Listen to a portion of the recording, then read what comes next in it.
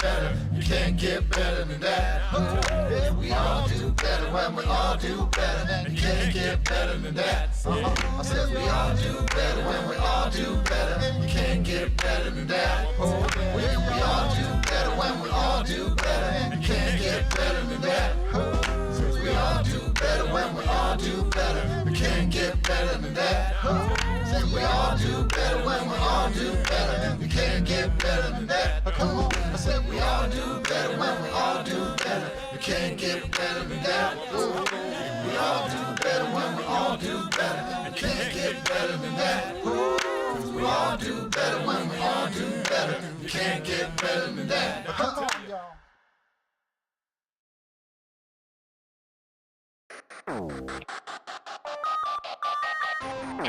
Man, that ain't no crime.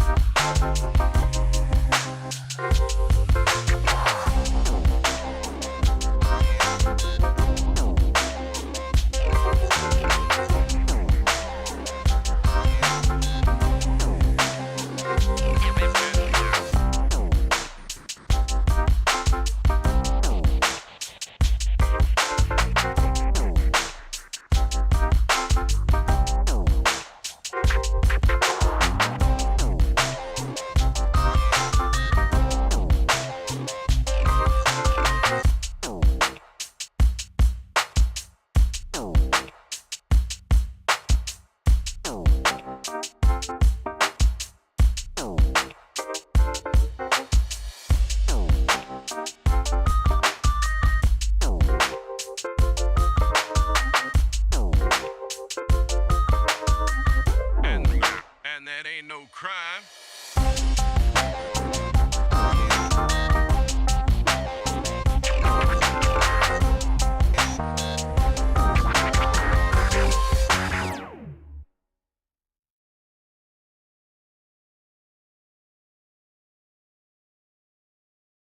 Here we go.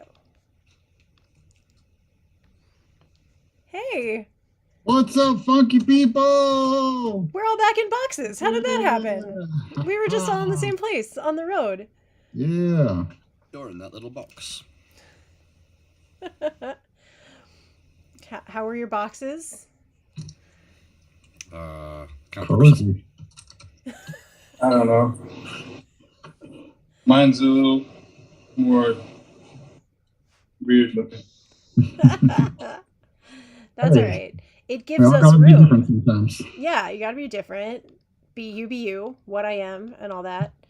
Yeah. It gives us space for the upcoming tour dates that are just off to your right, screen left there.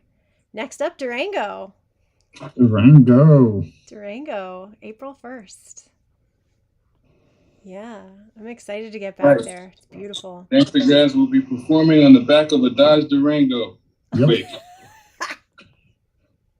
Why do I feel like we kind of did that already? At some point.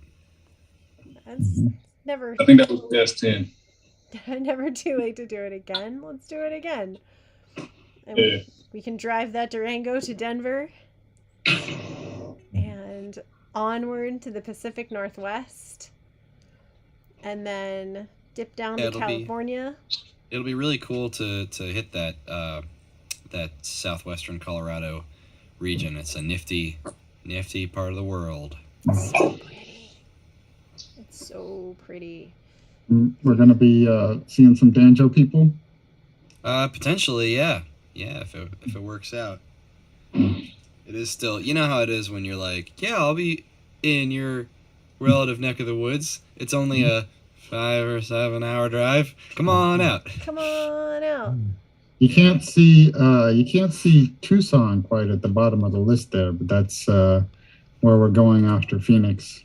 And we did find out today when we're in Arizona, and this is going to be for Dan, Free. That's right. we have to try this Sonoran hot dog. Why do I get the feeling? Just tell me. Or don't Wait, tell what me. is that like a lizard in a bun? Let me see if I remember this. It's a hot dog wrapped in bacon in some kind of like sweet roll with a bunch of other stuff. Am I remembering that right, Wrench? Yeah, something like that. Is it like a chili We're relleno hot dog? we're gonna find out. Unfortunately, no, I don't think so. Okay. Can we just get that instead? Can we Yeah, call that? well, call it that? we are gonna go up through that region, and I am gonna have some chili rellenos. Yeah, man. Indeed. That is a time.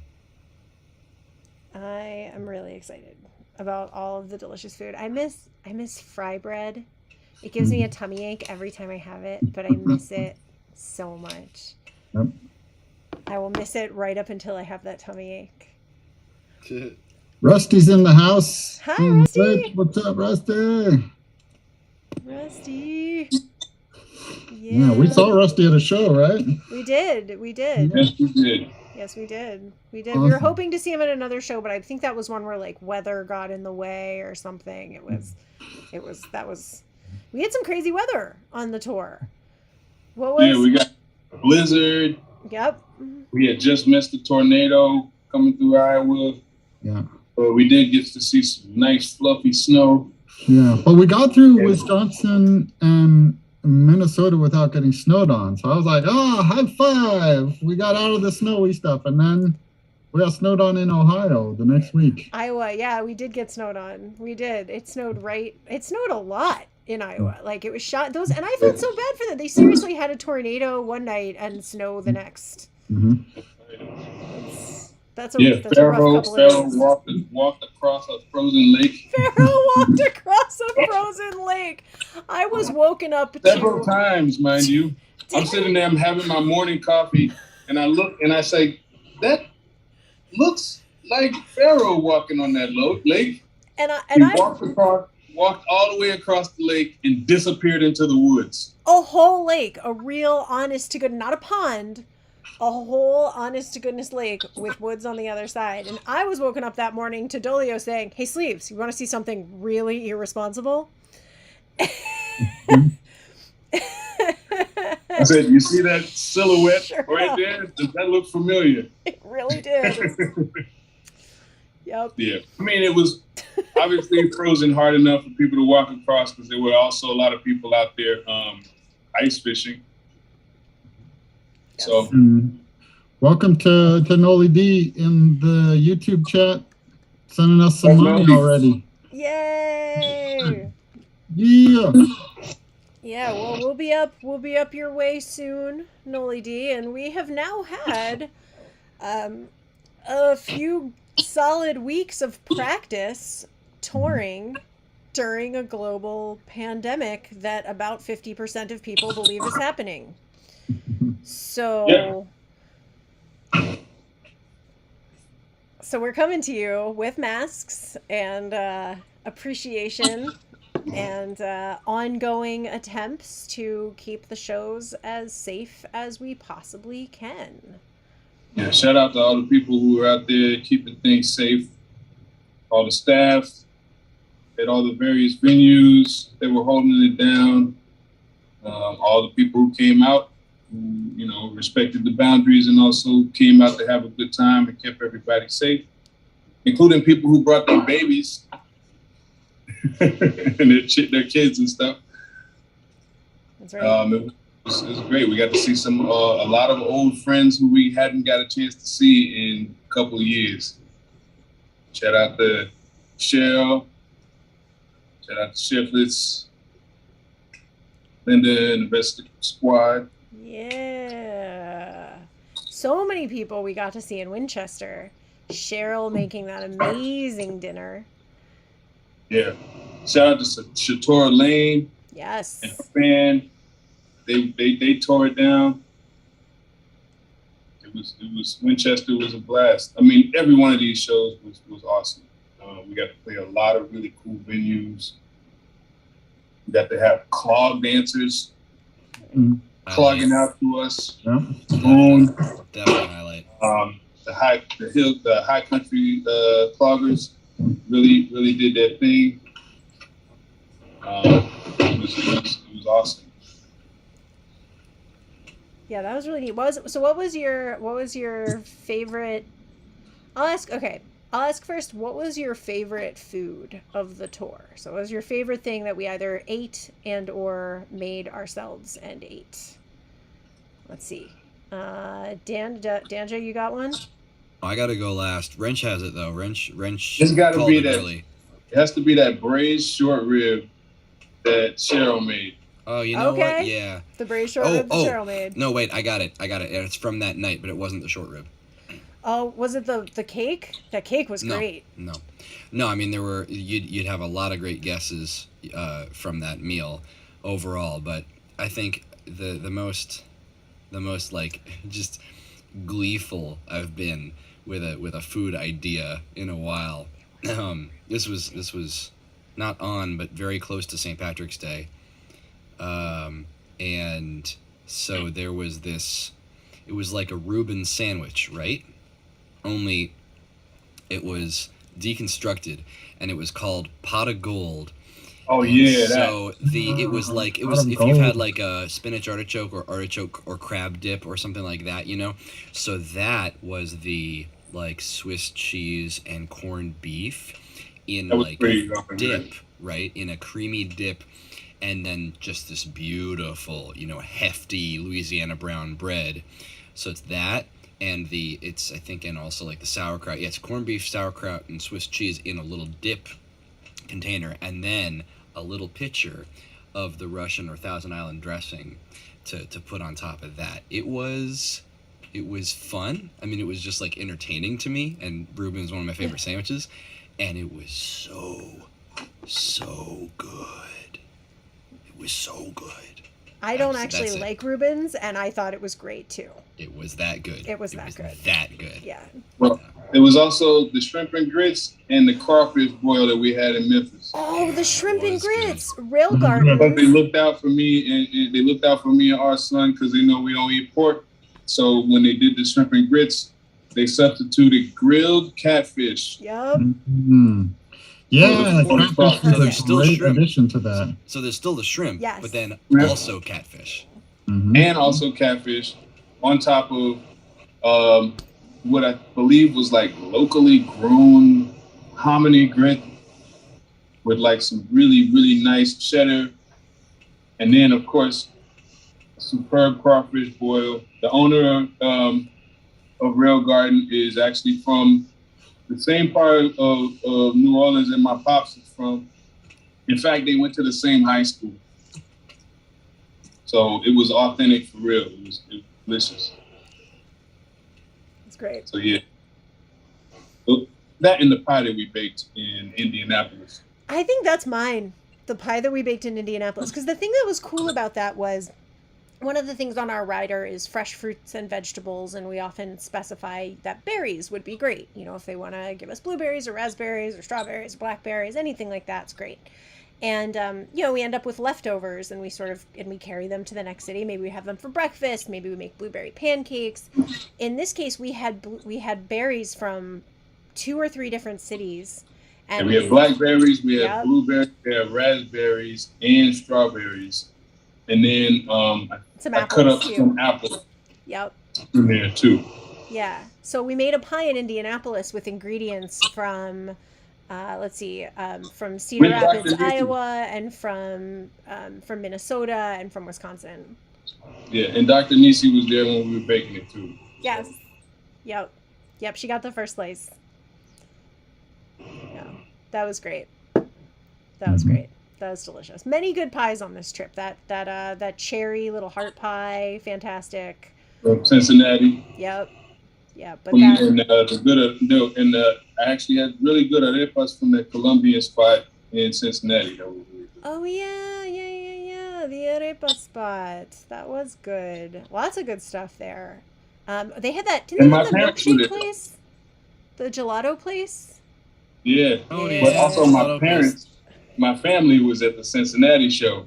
My mom, my pops, my nephew, a couple god sisters, my aunt, and my uncle all showed up, and that was crazy. It was good. The gelato spot, leaving St. Louis, right? We were in that one neighborhood of St. Louis, and we stopped at a gelato spot, We didn't have time to scope out the Ethiopian, but we had Ethiopian later in the tour. But The Ethiopian was Atlanta. yeah, it That was. was It was. great. But we saw a spot in St. Louis that was across from the gelato place. We didn't have time, but the gelato spot had what was it? Turmeric, something. Oh yeah, please. What was Curry, the Gangstagrass drink we ended up coconut starting? turmeric or curry? Oh, that's right. Yeah, it was. Oh, that was okay. So they had a turmeric and coconut milk curry, like turmeric coconut curry. Wait, It was they had a two different coconut flavors. curry gelato and they had a turmeric gelato. Yeah, the two of those. Right, and so I got two turmeric gelatos and a coconut curry gelato because it was 3 scoops. Yeah, 3 with scoops. with the it was an affogato, so with the espresso and then filled with oat milk to like finish it off. Right. And I got one, and then Dolio tasted was like, I want one, so we turned back around and we got another one, and by the time we left, like everybody in the line was getting them as well because it was Not such a just good us, idea. but like other people saw it and was like, "Oh, yes, okay, Yes. good idea." What is that called? And we tried to get it named the Gangstagrass. Who knows? Who knows? If you're in St. Maybe. Louis, definitely check that spot out. That was fun. I That was forgot good. That was a about meal in a glass, man. That thing was like hearty, Yeah. not spicy at all. Like the curry was just, it was just that idea of like turmeric and I don't know, fenugreek or something. But it was mostly coconut, just smooth, good body. So good. Man. So good. I could really go for one of those right now. Today, I made the mistake of saying milkshake during a phone conversation, and No. immediately everybody wanted a milkshake. Yep. We all. Yeah. That's how that works. Yeah. Yes. Pavlov does not stop working after midnight, unfortunately. Yo, we got to got to go to some very awesome places and do some historic, where a lot of history had happened. Yeah, That- Waffle House. Waffle Waffle House was House. great. Right. Pharaoh had like 6 dinners. The historic Waffle House. Well, it is now, anyway. It is not a Gangstagrass has been there. Basically, where you can eat in Pelham, Tennessee at 2 a.m. Yo, but Pelham, Tennessee. Oh, Pelham, Tennessee. this. The cave, the caverns. You, Gangstagrass has now done the thing. The bluegrass underground. I can now call myself an underground rapper for real. Literally. Playing with my boy, our son. Yeah. I believe we may have been the first MCs in the caverns. I would believe it, but not the only for very long, because by the end of the weekend, Shooter Jennings, this is on social media, it's not giving anything away. Shooter Jennings closed out the it's like 3 shows of 4 acts each. So by the end of one weekend, they've shot an entire 12-episode season, which airs later this fall.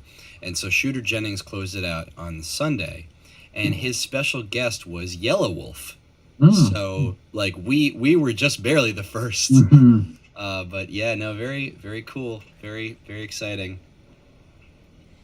I think these Dolio and our son, the voice of reason, have been the first MCs to do a lot of things. The first MCs on the Billboard Bluegrass chart. The first MCs #1 on the Billboard Bluegrass chart.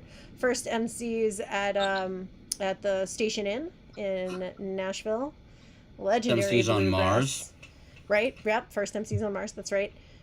First MCs in the Caverns, which is one of the top 10 venues in, I can't remember if it's the country or the world. Definitely the country, could be the world.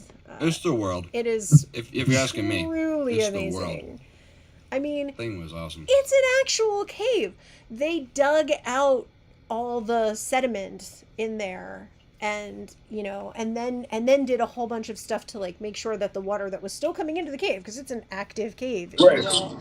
There was like a river, a tiny river. Yeah, Like a you can little see it was like a moat around running, the stage. yeah, running behind the cables. Typically if you get to a venue and the stage is wet and there's water that close to the cables, you put your hands up and you say, I'm not going to go on until you fix that. But in the Caverns, they've engineered it to work. It's amazing. And the acoustics. Wow. Yo. How did it sound on stage for you guys? The sound in there was awesome. Yeah, it actually worked.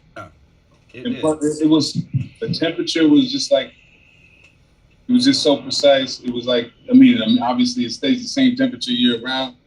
We got to do some spelunking on our with a nice tour guide that happened to be our birthday at the time, which is why in most of the photos she's wearing a crown.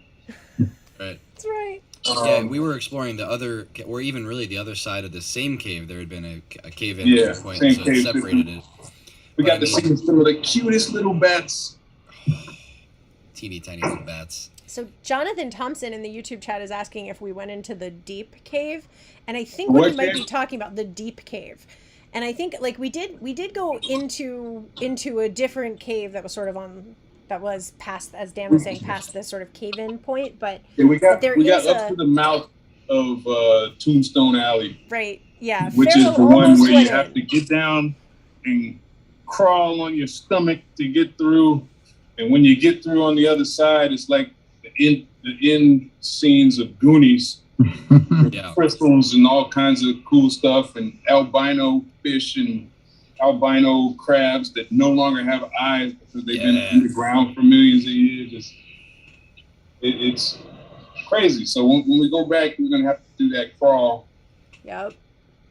We didn't want to do that because we had to make it to the show. Yeah, they said the next time you come in and you do the tour after the show, because you know if anything happens, it's cool. Right. Speaking of New Orleans, shout out to Chawa. Oh man. Shout out to Molly Petal. Yeah. Mm-hmm. Yep. We are very hopeful to set up a collaboration with them in the future, because she and her whole band are just holding it down, just absolutely lighting it on fire, man. Like every part of that night was just Pinnacle for me. I mean, for all of us, I think, but you know, just as something to lead up to, you know, the fact that it gets immortalized and recorded and everything, like that's one of my favorite recording situations and also performing situations. So the fact that it was a live performance that was being recorded, you know, at the tail end of weeks of touring and performing and just working up the same material, it really felt culminative, you know, really good. And then to share the stage with so many excellent artists just in a cave. I'm sorry, it was the whole thing. Like, how can you make it better? I don't know. I would caution you against trying. It was so good. And the applause after your set was thunderous. It was thunderous after Chawa. It was thunderous after Molly Tuttle. I was genuinely concerned that the cave was going to cave in when they were applauding for you guys. They reinforced it when they knew we were coming. They definitely. It was definitely a blast.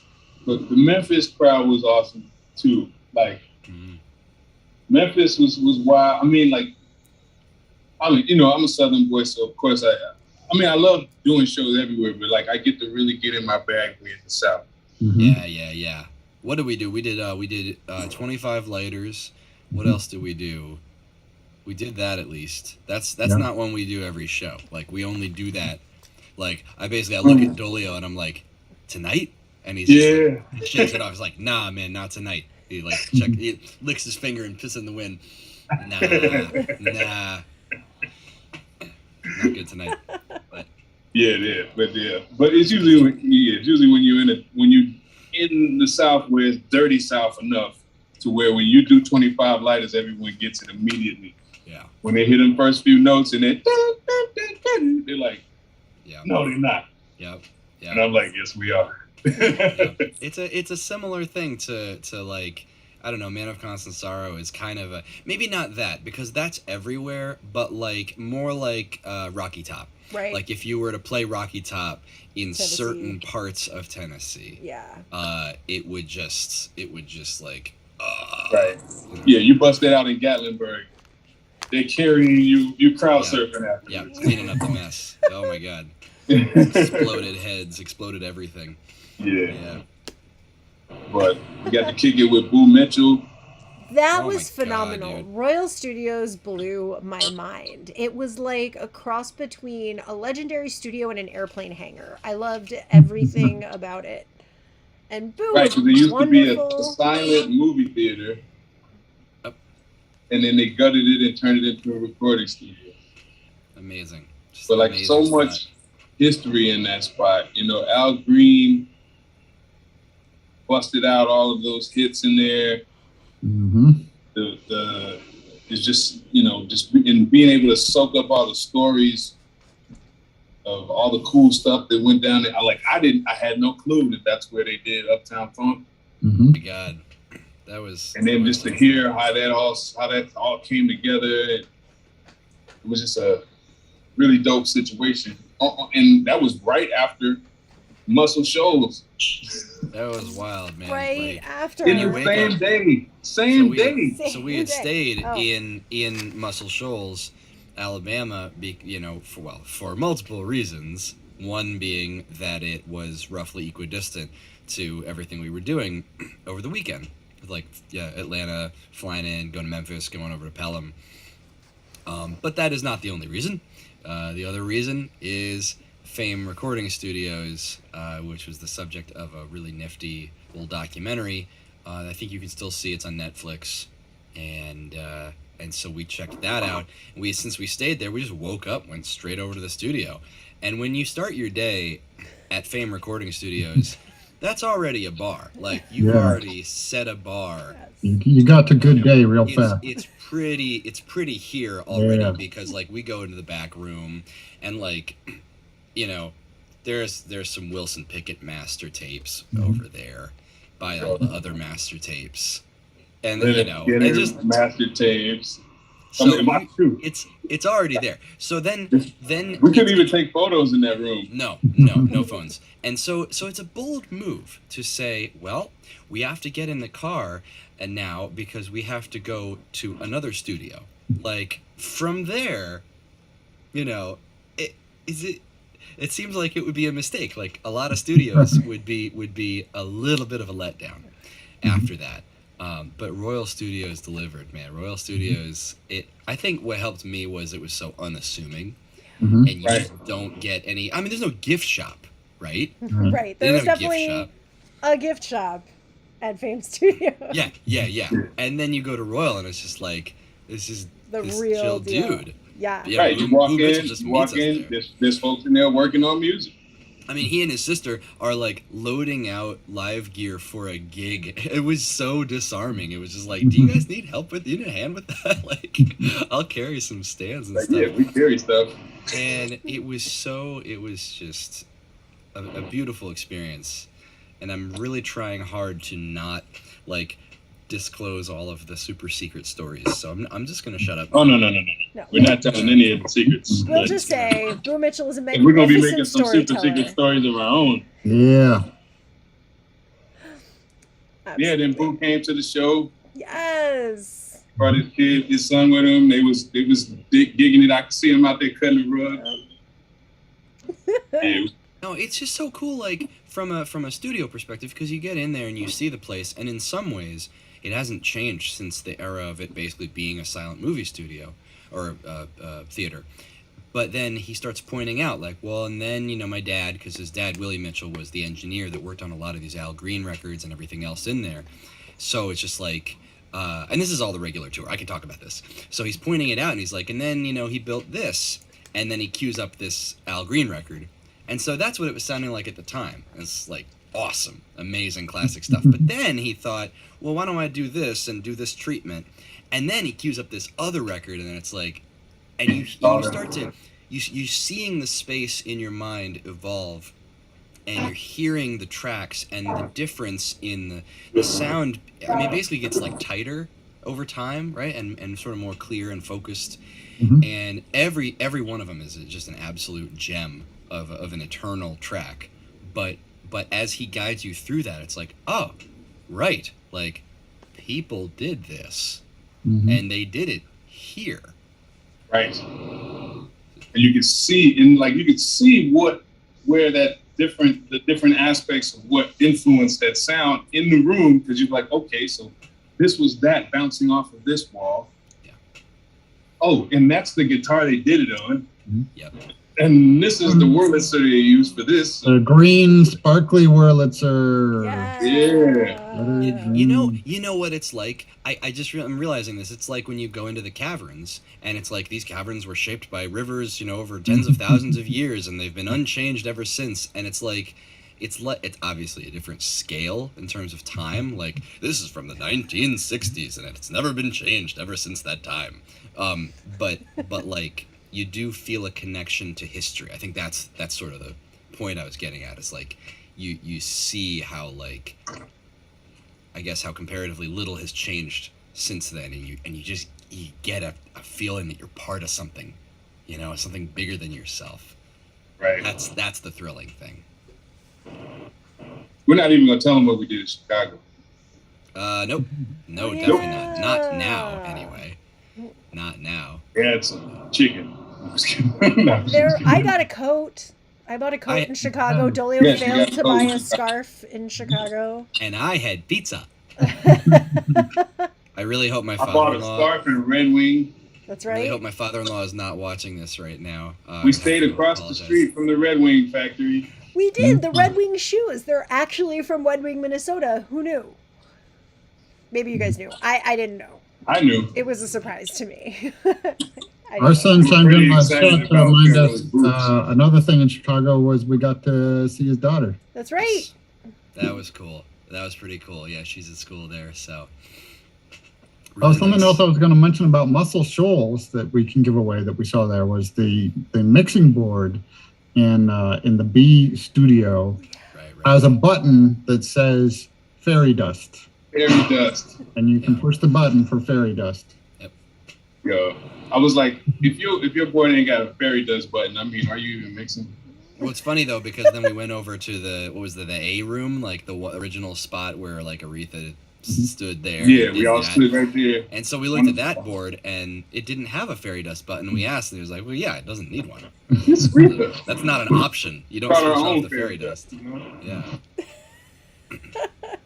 Nah, it was very cool. Just cool to respect, the titans of this craft, and feel like you're connected to a community, really, Yeah. because in a way, I mean, they're fantastic and larger than life, but for me, in a way, it brings it back to like they are or were human, just human people, just doing great stuff, and here it is. Here's the tools.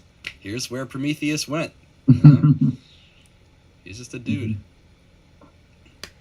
So, I have a challenge for you guys.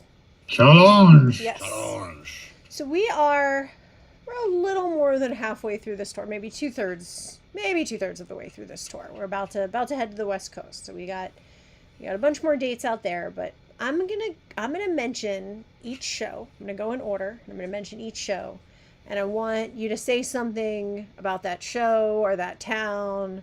Maybe it's the food, maybe it's the venue. So, and I know this is hard because we're going all the way back, almost 2 full months. Milkshake. You've been in a lot of places. Oh, we didn't start yet. Definitely. Milkshake is in a lot of places. Let her say the name of the place first, Rich. Okay, so we started the tour. We got back on the road, like really officially, fully for a real honest to goodness tour after 2 years with, a little bit of intermittent stuff at the end of 2021. We started in Frederick, Maryland at the Weinberg knew that. Center for the Arts. Oh my goodness, we were babies back then. I We knew were that. just I remember little that. babies. Maryland, Proud of my, that. my home state. Yeah. Freddie Fred. That's Okay. right. That's Do we right. remember that? Yeah. Uh, Yeah. Yeah. I remember the barbecue we had backstage. oh Yeah, yeah. that's right. And that was the first of this run of so many beautiful opera houses. Oh my God. Yeah. Yeah. Yeah. I think probably the thing that's going to stand out about that show, generally speaking, is going to be the firstness of it. The first, big performing arts theater type of space, and just our first show back. That there was something really powerful about that. Yeah, that's great. That's great.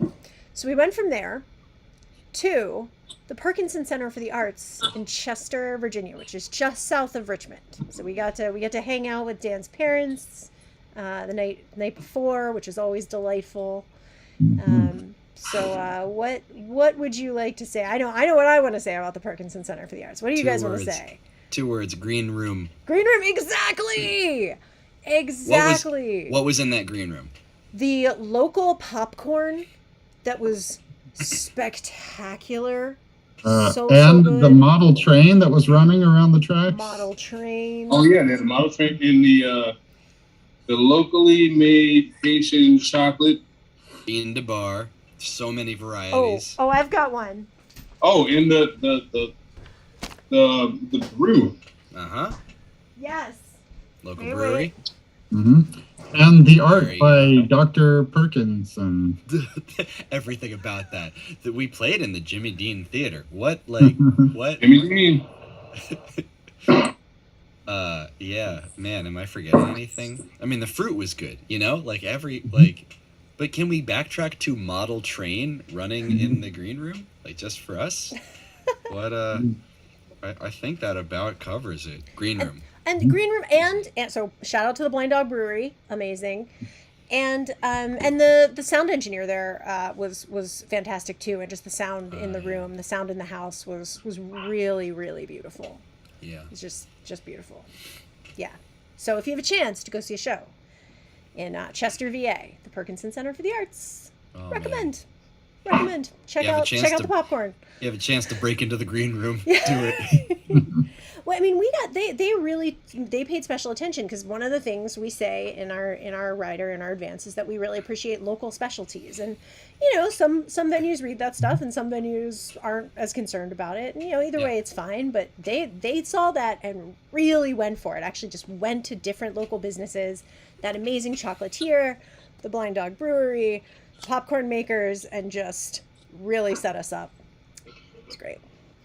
All right, so we went from there to the state where Danjo lives, New Jersey. Dirty Jersey. To SoPac, and SoPac, it was the first full capacity show back after pandemic, and then they got wrecked by a hurricane and flooded out and had to do a bunch of renovations. So first full capacity show back, February 5th.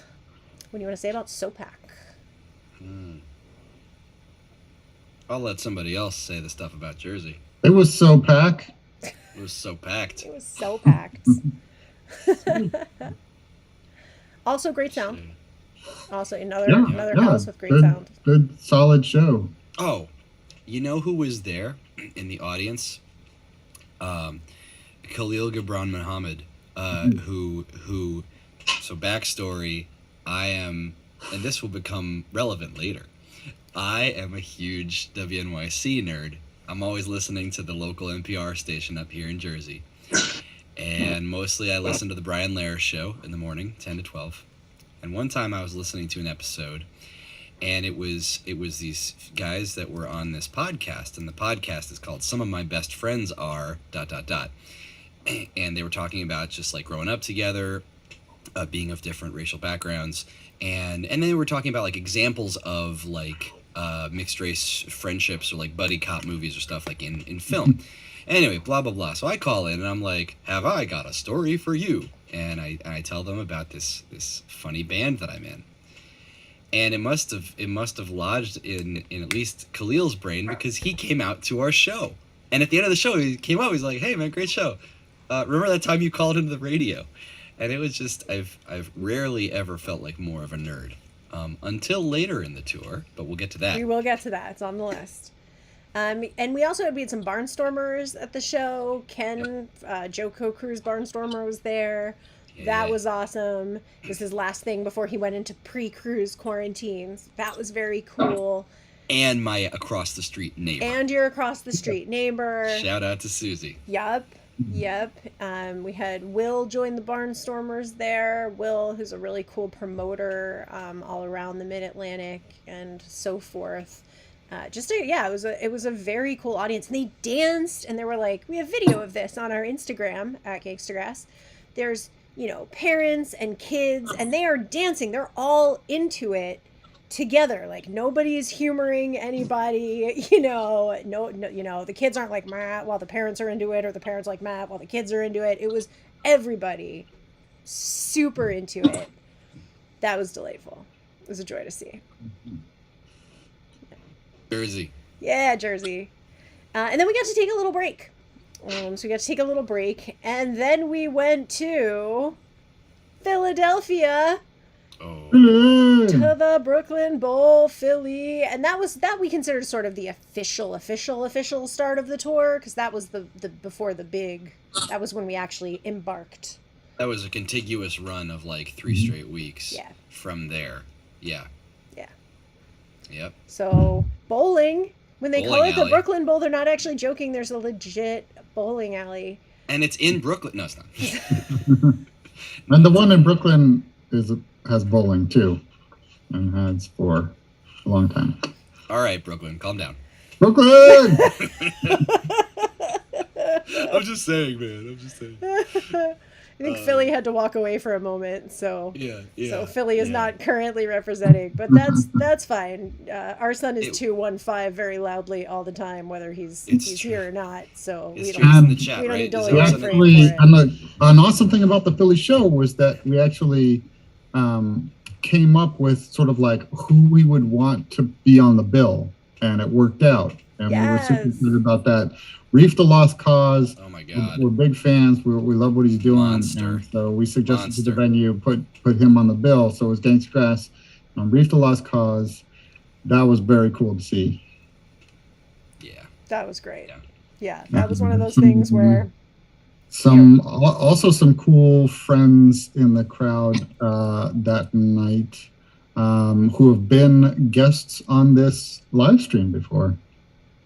Oh yeah. We had David Dylan Thomas in the house. That Yes, we was did. outstanding. It was great to be able to get to actually meet him. It felt like we already knew him, but we actually got to meet him in person. That was terrific. Oh, hey, our son is in the Twitch chat, and he just gave a big shout out to Reef the Lost Cause. What Well, up, of our course.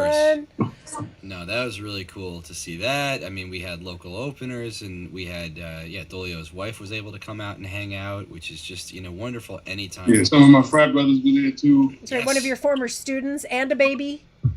Yeah, one of my students brought their baby to the show. Well, Yeah. former students. We rock with babies. We have onesies at the merch table. Yeah. People We are do. kidding, man. It's real. Indeed. We're almost out of onesies. Do we have onesies to bring to the West Coast? Are we going to be able to help Got the like- West Coast babies? We've got like 3 onesies, so they're gonna go quick. All right, Good. if you're on You the heard it West here Coast first. and you need a onesie, you Order better it on be the in website. Durango. I will deliver it to you. Yeah. No, Yeah, it's, if we need to hold one aside for you, tell us now. Yeah, Philly was, of course, hugely exciting. It's always good to do home turf for a bunch of us. Speaking of home turf, we went from Philly to Washington, D.C., to My the other home. Hamilton. Dan's Yeah, man. hometown, the place where I live. The Hamilton is a place where I go to eat lunch on a normal day. They have a killer sushi happy hour. So I did get to eat some of the food that I ordered. It was wonderful. Yeah. It was really good It food was that really night. good. I would say the shrimp and grits that night were on about at the same level, I would say, as the shrimp and grits in Memphis. High Yeah. bar. Tied for best meal of the tour. That set the bar very early in the tour of Mhm. it's got to be here. Yeah. Musically, it was a blast. Oh, and then they brought those desserts. Remember the Yeah, Mm. all the what was desserts. that? The That gooey brown- cake. I've been thinking about that gooey Gooey cake, cake. ever since. Yeah. I might. You know what? Shakes. They close late. It's a Friday. I could get gooey cake tonight. I could do They that. got boozy shakes. They got regular shakes. They hooked us up, man. They were so solid, and musically, I want to point something out. First of all, in the tour overall, we never repeated a set list ever. Pew. The whole tour, and we're probably still gonna not do that. And special accomplishment at the Hamilton, we ended up doing 2 shows. We did 2 sets. We did one big 90-minute, and then another one after we did like this after party for the Tedeschi Trucks show, which was across the street. And in almost 3 hours of music, we a song. We Melanie never just repeated a resubscribed. single Thank you, song Melanie. in that whole. And so Right. it was fun because it really like we were just like, all right, well, we're not doing that again, so keep digging. And it was like I'll say it. It was not hard to come up with that much material. No, We have that much material. And, you know, I sort of assumed when I started looking at the set list, okay, here's our first set. Oh, that's a bunch of good songs. We must have, like, you know, the second set just with the whatever stuff that's not going to be as good. No, second set, oh, this is killer too. This is all solid. What? Yeah. Yep. And you understand when people are sad. It's like, oh, you didn't play the other song. It's like, yeah, man, we ran out of time. Like, you know. We do what we can, but the Hamilton, if you came for that, you didn't even hear all of our material. I mean, That's there's right. a lot of stuff, but like we could have kept going. That's right. But we had to leave to go. We had to leave to go to Boone, North Carolina, where we got to hang out with the High Country Cloggers. And they did Easy a thing highlight. to barn burning. I know the There you songs. I know all the songs. I know their Storm names. There's a barn in I know every how they're song. spelled. I know all of that. Yeah, man. Yeah, that was really cool. They clogged right there on the stage with you. That was wild. That was, and Yeah. just knowing the backstory, the fact that we got connected with them through the Biden inauguration parade across America. You know, where like you turn on the TV and there's all these different submissions from all over the country of different bands, marching bands, dance troops, this and that, everybody doing all sorts of celebration. And then here comes the High Country Cloggers on this, like, I don't know, launch pad in the mountain woods or some nonsense. For real, This look it amazing up. platform. And they're clogging and they're doing this flat foot dancing, you know, kind of like an Irish step dancing or something, but from the Appalachians. And they're using our song as the backdrop on the presidential inauguration parade event. So, you know, immediately dope. And we really appreciated hearing that they were going to do that. And then we were like, hey, if we're ever in here, and then we booked this show. We were like, yes, we are coming to where they live. Yes. Yes, So, and just a huge thing. And the head of the High Country Cloggers also has a restaurant, and they gave us dinner, and that was Oh, delicious. Yeah, Delicious. Oh. Really delicious. pizzas It was was- cool. Those pizzas were great. They apparently let the dough rise for like a long time, and you can tell Yeah. it was yummy. Yeah, they brine we the fried got chicken we got the forever. pizza, and then we had to order another pizza because it was just Yeah. too good. Yeah, the fried chicken salad. Forget about it. Yeah. Forget about it. Mhm. Yeah, I would was- have that again right now. it was really nice. So we went from there we got to have a couple of days off, and then we did Blue Plate Special in Knoxville, Tennessee. And this was Not our, our- not our first second time doing Blue Plate Special. Yes, second time. Yeah. Yep. And that's kind of cool. It's done out of a what is it, tourist information Visitor center. Yes. That's yeah. Yeah. It's done out of the visitor center. It's a nifty thing. It's a radio show. It's a live show. It's in the visitor center. It's just a really cool. I don't know who thought that. It's like with the Caverns. I don't know who thought that up, but great idea. Great use of sort of synergistic use of resources.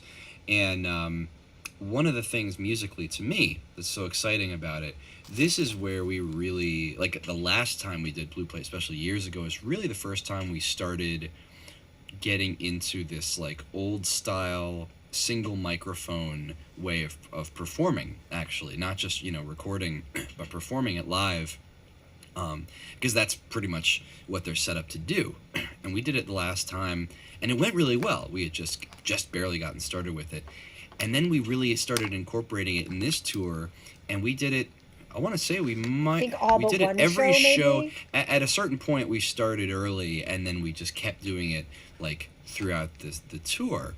And it proved to be, I'm biased, so I don't know. I just think it's such a wonderful thing to throw back to, as a performer on stage. It just really, it feels organic and real. And so Blue Plate Special is just the ideal place to do that. So that was really rewarding. Yeah, actually, I really liked that single mic opener. Really nice, because it kind of set the mood right before we snatched the rug right out from under. Yeah, and it was funny because that ended up working out. Was one of the several things that ended up working really well, surprisingly well, with doing all these performing arts theaters, like opera houses and places Mm-hmm. where the people were seated, and it was like, well, what, you know, how do you just roll in here, like at the end of last year, our last show in Eureka Springs, Arkansas, you know, and we started off this way, just to kind of, you know, just kind of meet people where they were. Like, all right, you're seated, expecting, you know, maybe not what's about to happen, but okay, we'll give you a little bit of that, and then let it loose. And Yeah.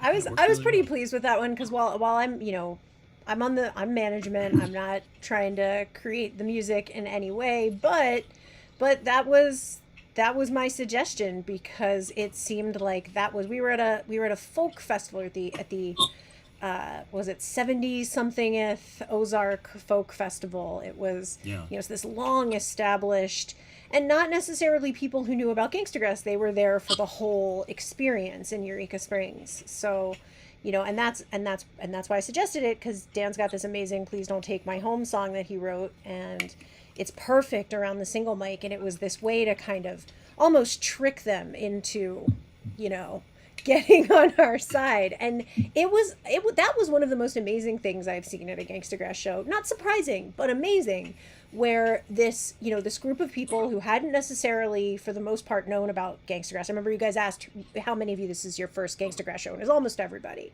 but they were up and dancing halfway through the second song. It was that "Please Don't Take My Home" intro got them on your side, and then they were in it. Our son told them to stand up, and they did, and that was that. Standing and dancing the whole thing. And it's amazing. You know, that was the last show of 2021, and it just carried right through to all these other fantastic performing arts centers. Yep. So that was, speaking of amazing theaters. So the day after boy. Blue Plate Special was the historic, the Oh my haunted Bijou Theater in Knoxville.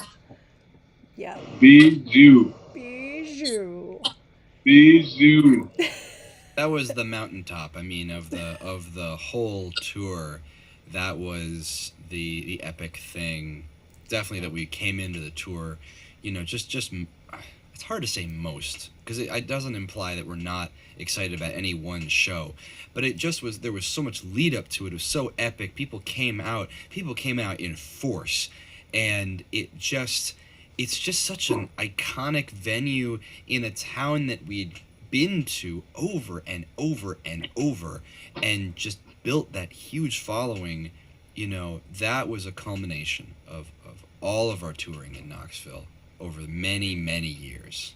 Yeah, many years we walked the streets of Knoxville, Tennessee, and looked up and saw that marquee at Bijou and was like, one day. One day. I mean, were we excited to play our first time in Red Wing, Minnesota, our first time in many places on this tour? Absolutely, but there's nothing like really revisiting a place that you've just set up, you know, for the kill, and then just That's me. That's me. That one's me. Couldn't have said it myself. I have subscribed for 23 months.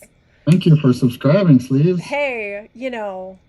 A lot of good things came together in one show in Knoxville. The Bijou Theater is historically so great.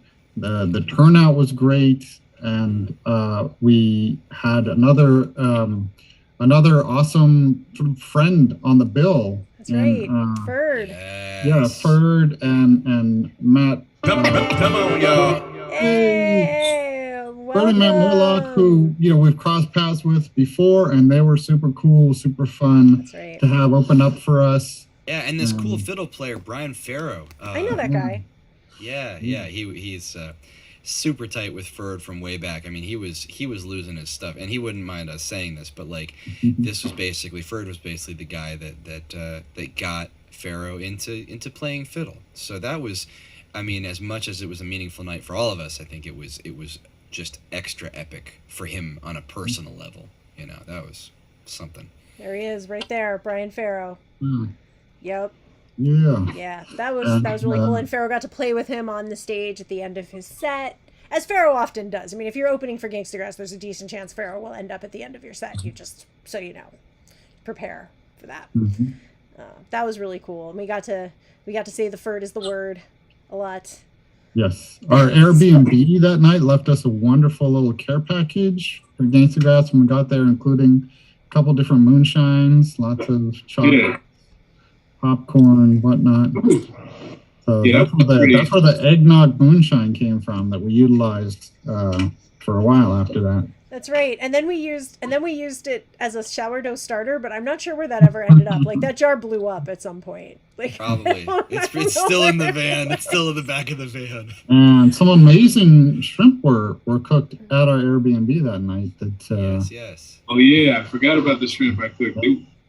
Somebody came back from the store with a whole bunch of shrimp, so I cooked it like 2 different ways. It was nice and marinated in some nice spices, and we had it with quinoa. Yum. Mhm.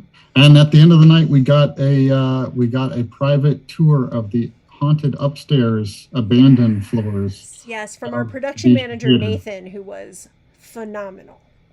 Nathan was phenomenal. What did you think of that tour there, Wrench? It was of us. I think it was fun. It was just you and Me and Pharaoh. Now Pharaoh spent the whole tour obsessing about the construction and what it would take to fix it up, the plaster and whatnot. While I think Sleaze and I were more able to just relax and enjoy that it was a messed up abandoned floor. Former horror dispensary. What do they call it? No, that's what they call it. Stick Cool. with that. Don't correct her. Do not correct her. That's great. That's what that was.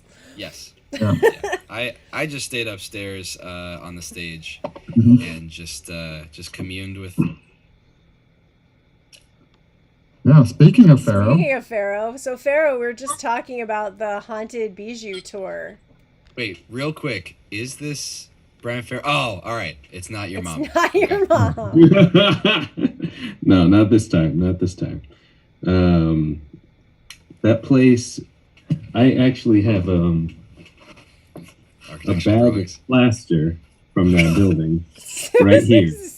See, we weren't Why? kidding. He really did do that.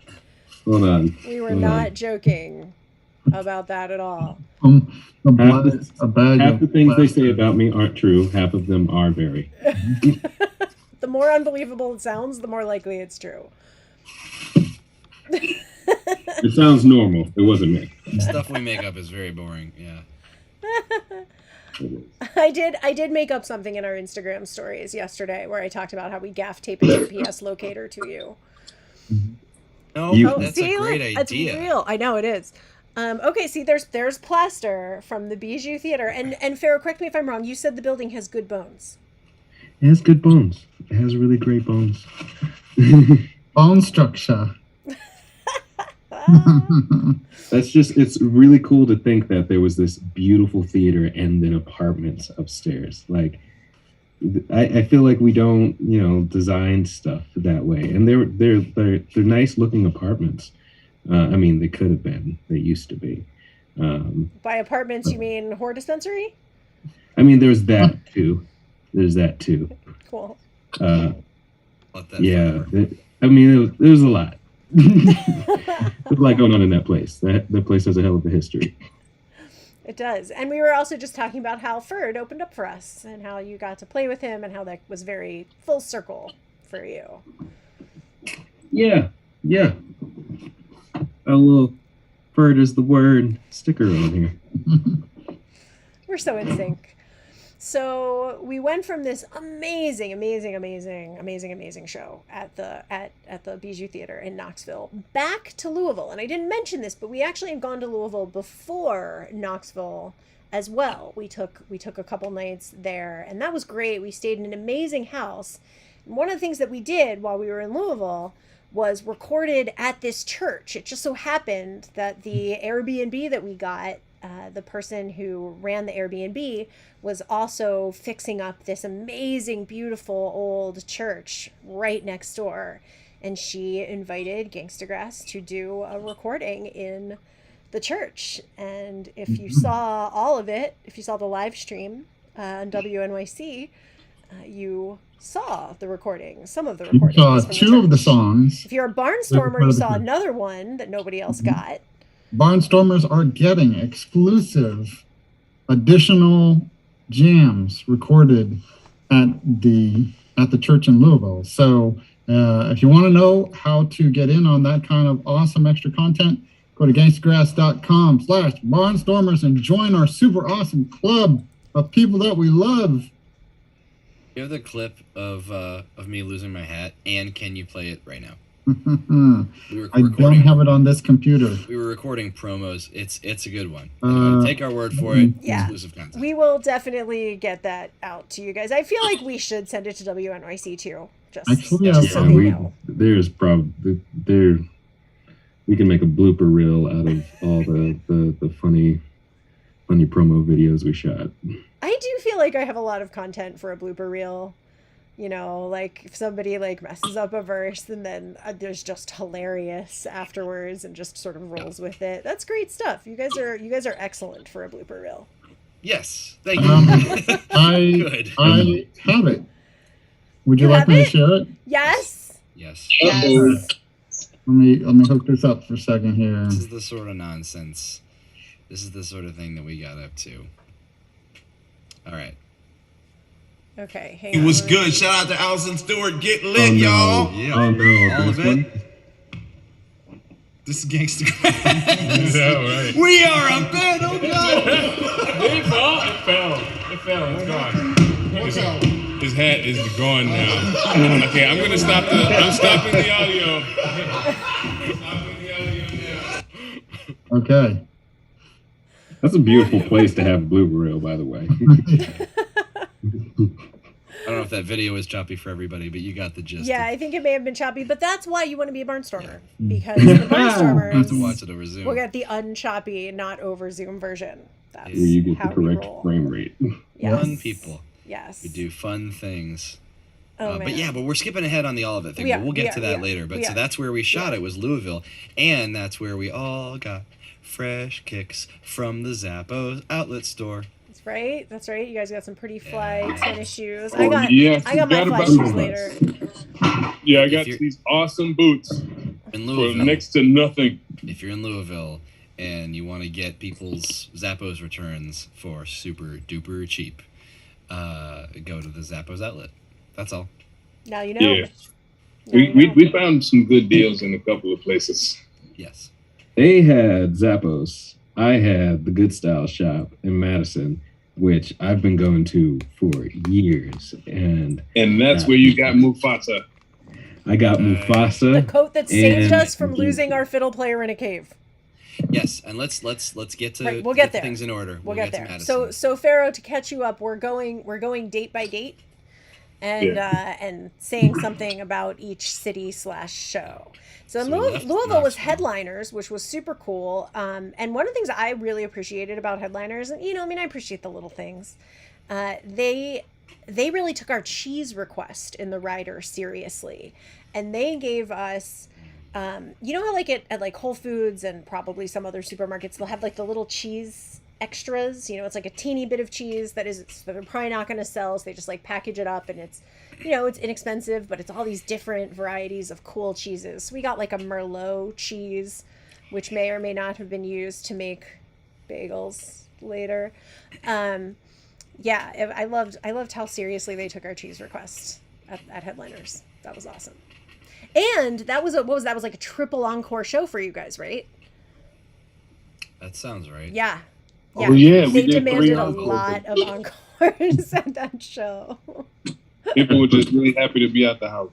I had to throw Or on just happy to see Mufasa. Gangstagrass because we hadn't been to their towns in years. While for Louisville, I mean, we had done Lexington, pretty regularly, but Louisville only once in my memory, maybe. Yeah. No, just No. once. I think. Maybe like 6 years ago, 7 Yeah. years. It's been a while. It's Yeah. been a while. Yeah, but they definitely were waiting for it because yes, triple encore. I really thought, double encore, sure, fine, that sure. But like when they just insisted some more, that was pretty cool. It was nice. We don't like to give it away. I mean, you know, Pharaoh will Right, tell you. this is not a whore dispensary. We do not. No, it's not that. It's definitely not that. You know what else was good? The wings. The wings were good. The wings were very good. All right, the I pizza wouldn't place know. is actually good at wings. Dolio, come back and... Oh, well.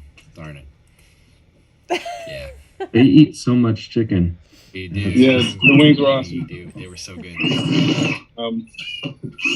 Wait, those were wings I cooked, right? No, No, the wings from the pizza place that should actually be a wing. That's Oh, right, yeah, the the wings pizza from that place pizza that should have place been a were wing pretty place. Oh, But I man. did make chicken wings at another city. I can't remember which one. Not a highlight, and honestly, my own mistake. But I got a hot brown pizza. Oh, yeah. No. I do have to duck away for like 5 minutes. I'll be right back. I Okay. had to, Do you you know. think? But anyway, so we left Louisville. So we left Louisville and we went to St. Louis. And we did the Blueberry Hill Duck Room, which is a very cool venue. And it was one of those where, like, you know, ticket sales had been like good, but not, you know, not like nothing, And once nothing upon over a the time, charts. there was the residency of Chuck Berry. Right, Which right. is So why it's called the Duck Room, Blueberry 'cause Hill. And he did his duck walk across that stage. Mhm. And Yes, he did. I started working that up later in the tour. I wish I had it ready for that night. But Ah, that's I what wish I that could remember was. the name of the Yeah. owner. I wish I could remember the name of the owner, but he had pictures with everybody in there, from Lizzo to Bob Dylan, like everybody. That's great. Yeah, that guy is prolific with his celebrity pictures. That makes sense. That makes sense. Yeah. And the walk up crowd in St. Louis was like, they just, you know, they may not have bought their tickets in advance, but boy did they come out to the show. And Mhm. the openers, the Ilphonics. oh Yeah, man. Elphonics. Real nice. One of the great openers of that tour. Just such a solid sound, you know, Yeah, we grooved had out. some great openers for this Yeah. tour. So Ilphonics, like, Let's see. What next? Well, after St. Louis and the Ilphonics, I'm still mad I didn't get one of their jackets. That would have been so dope. I should order one. We went to we headed from there up to Wisconsin, and the reason we did that, we went up there real quick in order to be in Wisconsin in time to be on WNYC. Yeah. Happy nerd. You see the nerd Yes. that's happy. Yeah. I should have been wearing my WNYC shirt, which I have. It's a pigeon with headphones. It's great. Yeah. yeah, a couple of folks I know that love NPR, like, oh my God, you were on NPR. They didn't finish their sentences. Yeah. You're not really big until you've been on. Mm. No, but honestly, I mean, on multiple levels, because first of all, I mean, you know, being on NPR, to WNYC, on a show, all of it hosted by Allison Stewart. Allison Stewart in the house. Yes. Any MTV fans here remember Allison Stewart? One and the same, right? So after getting her- Anybody that's heard about MTV on here? Yep, Generation X is in the house. in the comments in the chat. So after getting her Pulitzer, here she is at NPR, holding it down, talking about, as she says, culture and the culture, and it's an eclectic show. Normally, the regular show at noon, and then she has this book club called Get Lit. Once a month. The way it's structured is that there's an author every month talking about their book. And then there's a musical guest.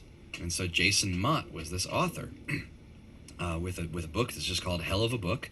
And we made sure to listen to as much of it on audiobook while we were driving at like hyper speed to get through it. And we didn't finish it, but it's a great book. And I hope that we go back and do that. So he talks about that for like 45 minutes. And then he had actually personally requested that we be his musical guest. Okay, how about that? Mm-hmm. Like, just really, I mean, he was a cool guy, cool as hell, you know, great Yeah. book. And then to be on that same conversation, you know, really, also, I will say, you know, sleeves, like, shout out to journalism professionals.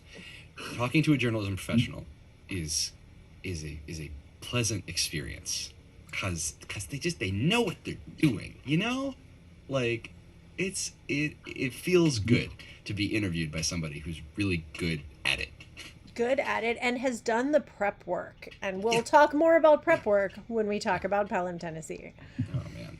Yeah, that was amazing. So if you haven't listened to the interview yet, there is a archive. There's an archive of the live stream on the Get Lit Facebook Jammy. You can find that, and it's in the archives of the All of It Get Lit on WNYC, just the radio version. So, and if you're watching. Yeah, if you're watching the live stream, the great thing about that is, it was February 28th was the date of the live stream. It aired a little bit after that on the actual radio, and if you're watching the live stream, you will get to see those videos from the Louisville church. So I think that was Freedom and You Can Never Go Home Again, which were two very, very well suited songs for that particular book and discussion.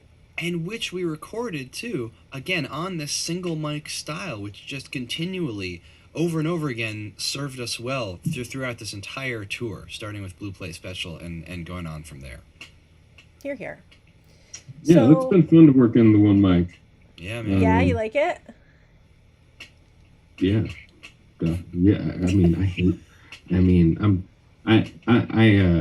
I've hung out with too many like old time curmudgeons. I hate plugging in. Ugh. I get a good tone and whatnot, but just to blow up his spot a little bit, Pharaoh had been borrowing the mic to record with, and he left it at the crash pad the night of the bijou, the night of our like. You blowing up my spot, bro. No, but this is how much of a single mic guy he is. He was like, no, it's cool. I'll call up my buddies who are opening for us, and they will bring one, and he totally hooked it up. So. Yeah, and they brought one. They did. And it was dope. It was legit. It was actually one of the older ones that was just like somehow even better. Yeah. So that was cool. That was very. And cool. he said like it. Dan said, because Dan was pissed that I left it, and he was just like, it better be something of equal or better value, and it was better. It was. It's a good rule. But yeah, no, it's the whole thing is dope. Thank you to Matt Morlock for hooking that up. Yeah, absolutely. Absolutely. And it's good to see Matt Morlock back from his vacation times in Hawaii, because he was living there and had a farm there for a while. And now he's back in Knoxville. That sounds nice. Yeah. Also, I don't know if everybody caught this, but we Gangstagrass crossed paths with Matt Morlock many, many years ago at a Knoxville thing called the Scruffy City Ramble. And at that thing, he, for some reason, didn't have any band merch to sell. So he just got out a bunch of his Western shirts, like his own wardrobe. I just sold those from the merch table. And I bought one, and it's been in rotation. And I actually had it with me on this tour. And so I was like, Matt, remember when you sold your own Western shirts? He was like, yeah. I was like, does this look familiar? I was like, oh, yeah, you got that one. Awesome. Yeah. Now I'm having flashbacks from the Bramble. Yeah. That was when, we had always had, bluegrass music and just the scene in general. There's always going to be moonshine around. Mm-hmm. But that was the first time that we saw like a moonshine challenge circle. Because we're in this Scruffy City, and this guy pulls his guy in overalls. No. This one guy pulls out a jar, and he's like, "This here is the best moonshine you're gonna find this side of Mississippi." Then that's when this guy with a beard all the way down to his belly button, in overalls, said, "I beg to differ." He reaches down into the overalls and pulls out a jar. This is when they say competition is good for the consumer. Right. Yeah. No, Knoxville has always been our portal to the fabled wondrous lands of the Smokies, and real moonshine country is right adjacent to Knoxville, and so that's really when we get there, you got some real shiners who come out to the city and meet us in a parking lot. This is no joke. This is real stuff. It's folks that we know that are dear friends of ours now at this point. And, I had some, it's legal to sell moonshine now. I've had some of that stuff, and I just, we got some on tour that was, I didn't have it. I just didn't. I've been brokenhearted before. And I'll tell you though, Pharaoh, just to cut you off, if it's legal, it's not moonshine. Just by definition, there are things in jars that are sold in stores, and those are fine and those are great. But this is a different thing. so yeah, I've just Yeah, what I you know. do on the road is just I know that when we had the realest of the real was when we were in Thomas, West Virginia. Exactly. Yeah. Yes. Yes. And I got to see Dan Whitener breakdance. There was a lot going on that night. They might have been confused. That might have been somebody Was else. that the night that like the random dude with the big cigar almost burned the place down? Like we were totally scared he was gonna burn the place down because he was trying to light his cigar on the oven. That sounds right. Yeah, it was, and and Thomas doesn't have its own police department. They have Davis's police department down the road. So we were like, how long would the emergency response time be if like random cigar guy accidentally blows the place up because he thinks it's totally Right. fine? to Right, light because his I think cigar the on a sheriff gas stove. drives. He drives by once in the morning, Yep. and Once in then the like once in evening. the evening. Yeah. Everybody waves at him, and then that's the last police presence you see for the next 12 hours. Word. But we're getting sidetracked. So We are, back we to are, we are. Wisconsin. So Wisconsin. yeah, so we had Mineral Point, Wisconsin, and that was that Mineral Point Opera House. Beautiful opera house. It was a beautiful opera house with the reliefs and the gold leaf on the mural on the ceiling. I had to lie on my back on the stage so I could admire it. It was awesome. Yes, that was during sound check. He did not actually do that during the show. No, not during the show. I did. During the sound. That would have been cool Sound though. check, You could have yeah. done that during the show and just been like, "No, seriously, everybody, look up. This is amazing." yeah, it was a beautiful space. It's good to see these old theaters getting reused. Yeah, it was cool because up until then we were like before and other than in the opera houses. I mean, when you're playing like clubs and stuff, you don't get to see balconies, and people just sitting up in the balconies. There and might up be a balcony, but people Kicking wouldn't it be out. seated necessarily. Yeah, they wouldn't be seated. But even in the clubs, it's less of a balcony and more of a catwalk. Yeah. Whereas these theaters, it's more like the presidential box suite. Right. There was a bunch of places that we played that looked like Statler and Waldorf should be right there making fun of us. Yeah. yeah. That would be such an honor. Dude, Walter, Statdorf, if you're out there listening, please come to our shows and heckle us. Instead, we just had like really intense fans in those boxes, which is also great. Yeah, Good we too, definitely yeah. had a barnstormer in, I believe, it was one of the boxes at the Bijou Theater. We had a Yes. spectacular barnstormer presence. That was amazing. Right off on the stage right. Yep. Yeah. And so then after Mineral Point was That was, well, the next day we went to Chicago. yes, right. Which To do scene the super missing. secret thing. Scene missing. Did a And thing, then- right? Did a thing. And then it was Green Lake. Green Lake. Yeah, Green Lake. That was a Thrasher Opera House. Thrasher. Yes. I think the thing that stood out to me was the sound. I mean, just I don't know. Like, I try to be cordial and courteous to any sound engineer, anybody, any crew. Like, we really appreciate everybody, but like, yeah, Riley held the thing down. Man, I liked it.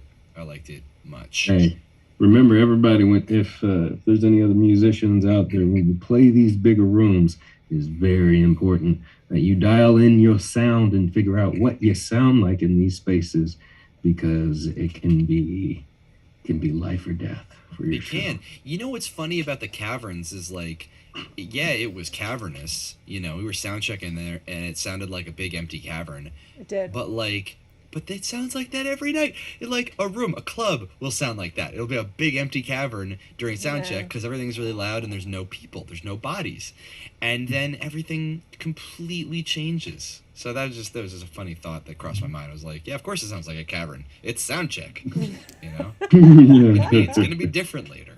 And it was. Yeah. Even at the Caverns, it was different later. Like, it's always different later. Yeah, you're right. Absolutely right, man.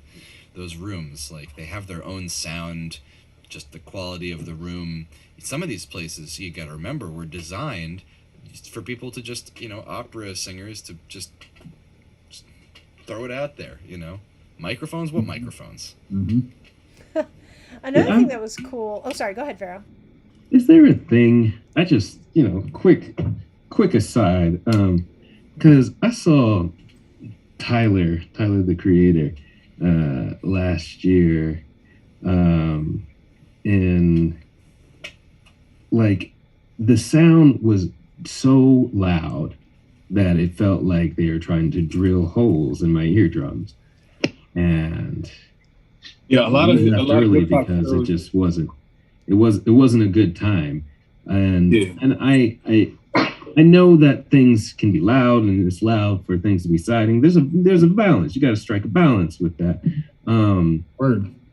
I really appreciate Sleeves being there to help some folks find that balance for us. It is my great joy to be able to do it, because in the very early days when I was touring with you guys before I had that awesome responsibility, like I remember one of the very early shows in the Netherlands back in 2016, and for some reason I in my mind I associate this place with a shoe.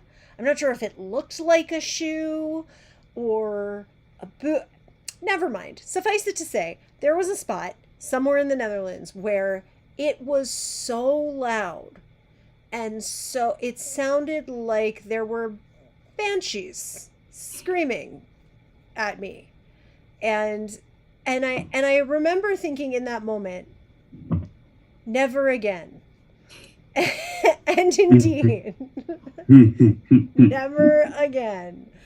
It's one of the cool things is that a lot of the sound engineers actually thank us for being a band that likes to keep the levels low on the stage, that likes to keep the levels moderate in the house, because we actually do care about everybody's hearing. You guys are professional musicians. We want you to still be able to do that when you're in your 50s and 60s, and we'd like the fans to be able to come out and hear us. Like the fans to be able to hear it.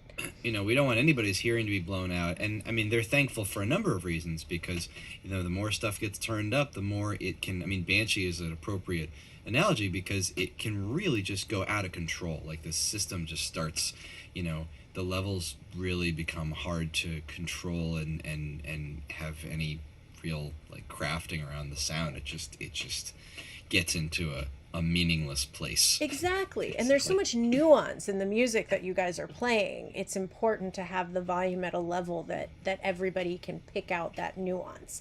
You don't have to be a musical genius or expert in order to be able to notice that there's a lot of nuanced stuff happening on the banjo. There's a lot of nuanced stuff happening on the fiddle. There's little asides happening on the vocals, and it's just, if it's too loud, you're not going to hear that stuff. Mostly intentional.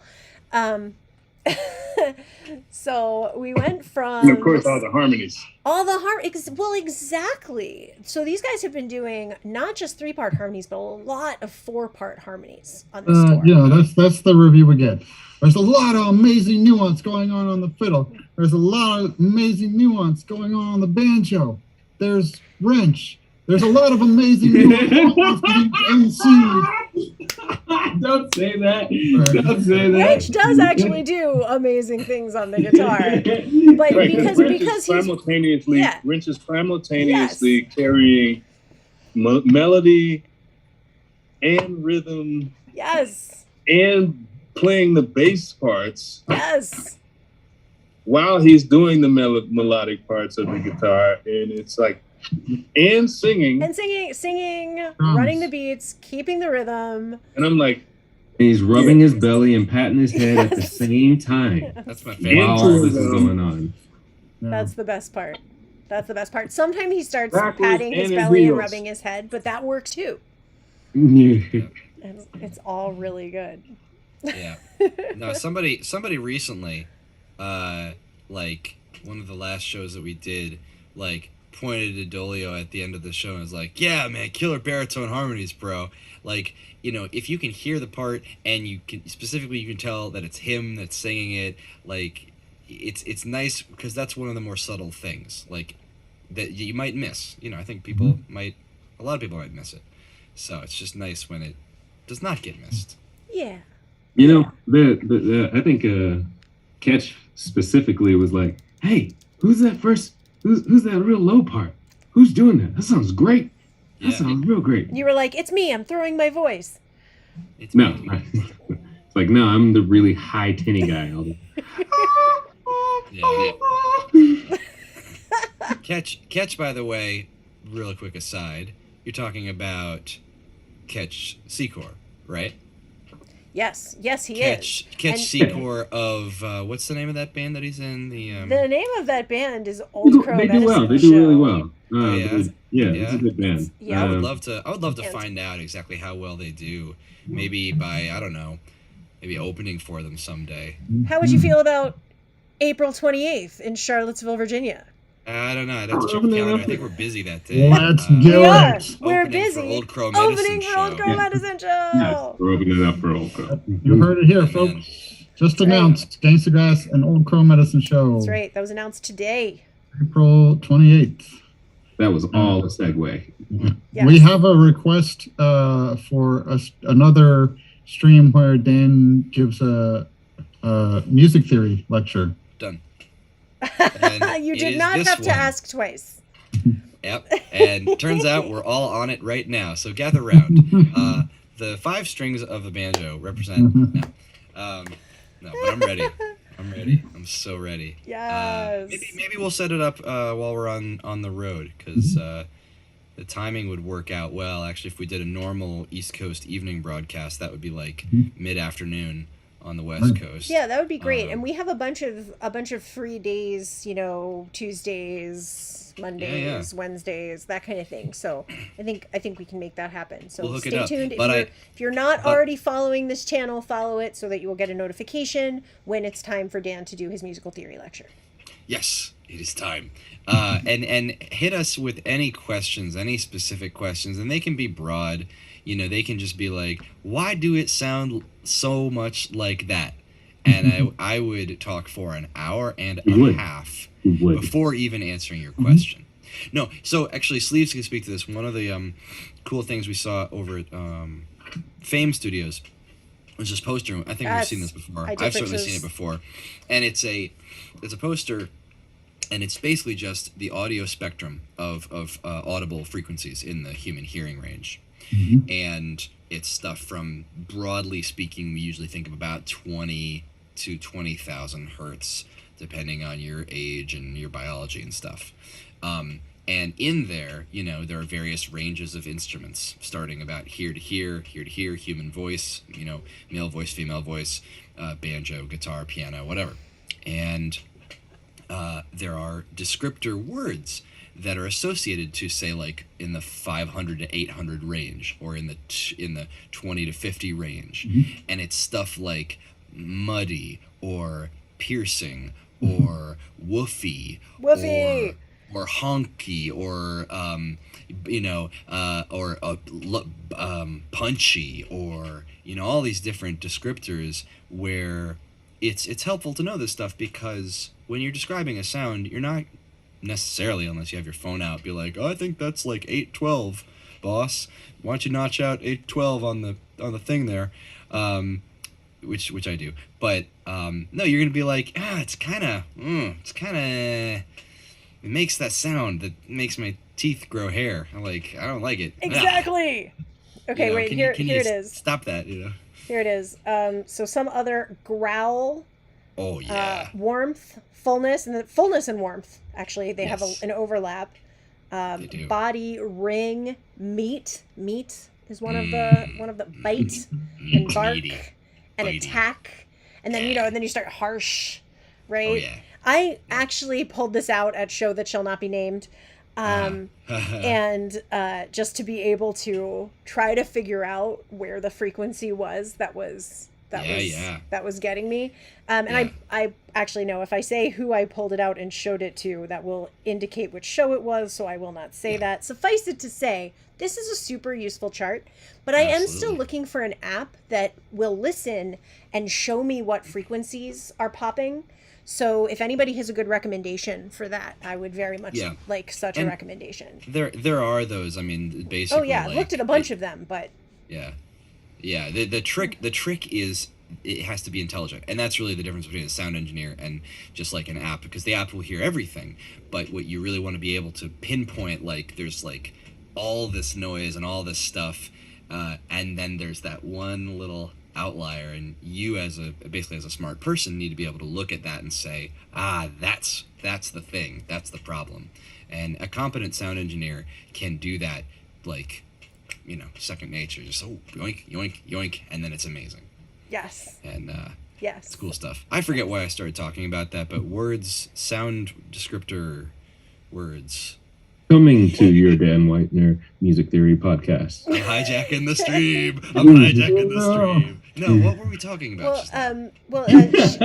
Charlene in the Twitch chat says it's like a Wheel of Feelings, but for sound. So I can't actually click on the Wheel of Feelings that we have a link for now, but I will definitely click on the Wheel of Feelings later. I suspect that will be useful. We were, let's see where we were. We were at Red Wing, Minnesota, place of the shoe boot spot. Yes, and the broom jumping spot. Right. The broom jumping spot. And a beautiful old hotel too. Beautiful hotel. God. There was a lot about that. We had these wooden like key cards for rooms, and there's all this colonial era history, Civil War history in there. Was it that old? Nope. No. Probably not Civil War. No. I mean, it's Minnesota. No, I think you're thinking of the Washington in the Martha Winchester. Washington that we No. This place in Minnesota. What were the dates on it? 1830s, 1829, around that time. Maybe. I But don't. It was an old hotel. Dolio, the George Washington in Winchester was one thing, but then the Martha Washington, which we stopped at much earlier in the tour, The Martha Washington. Where was in that? the Greek spot. Argon. It starts with Shout out to the an people Virginia. that jumped the broom in Red Wing, Minnesota. There was a place called Jump the Broom, which was like this sort of I don't know what it was, vintage shop, but they also had a lot of locally made products. From stuff that was like, skincare stuff that was made from, goats that were raised by a local teenager. For real. That's made for from real. the milk of those goats. That's Honey the only that- way. That's the only way to do skincare, as far as I'm concerned. Yeah, honey that was the honey that was being used in some of this stuff was all raised locally. Everything there was awesome. That's actually where I got that nice locally made scarf. Yes. I got a bunch of postcards from there and something else cool that I'm looking for right now. Cool story. And some good soaps. Mm-hmm. And the Sheldon this one Theater was called lovely. Mississippi Buck Naked Bliss.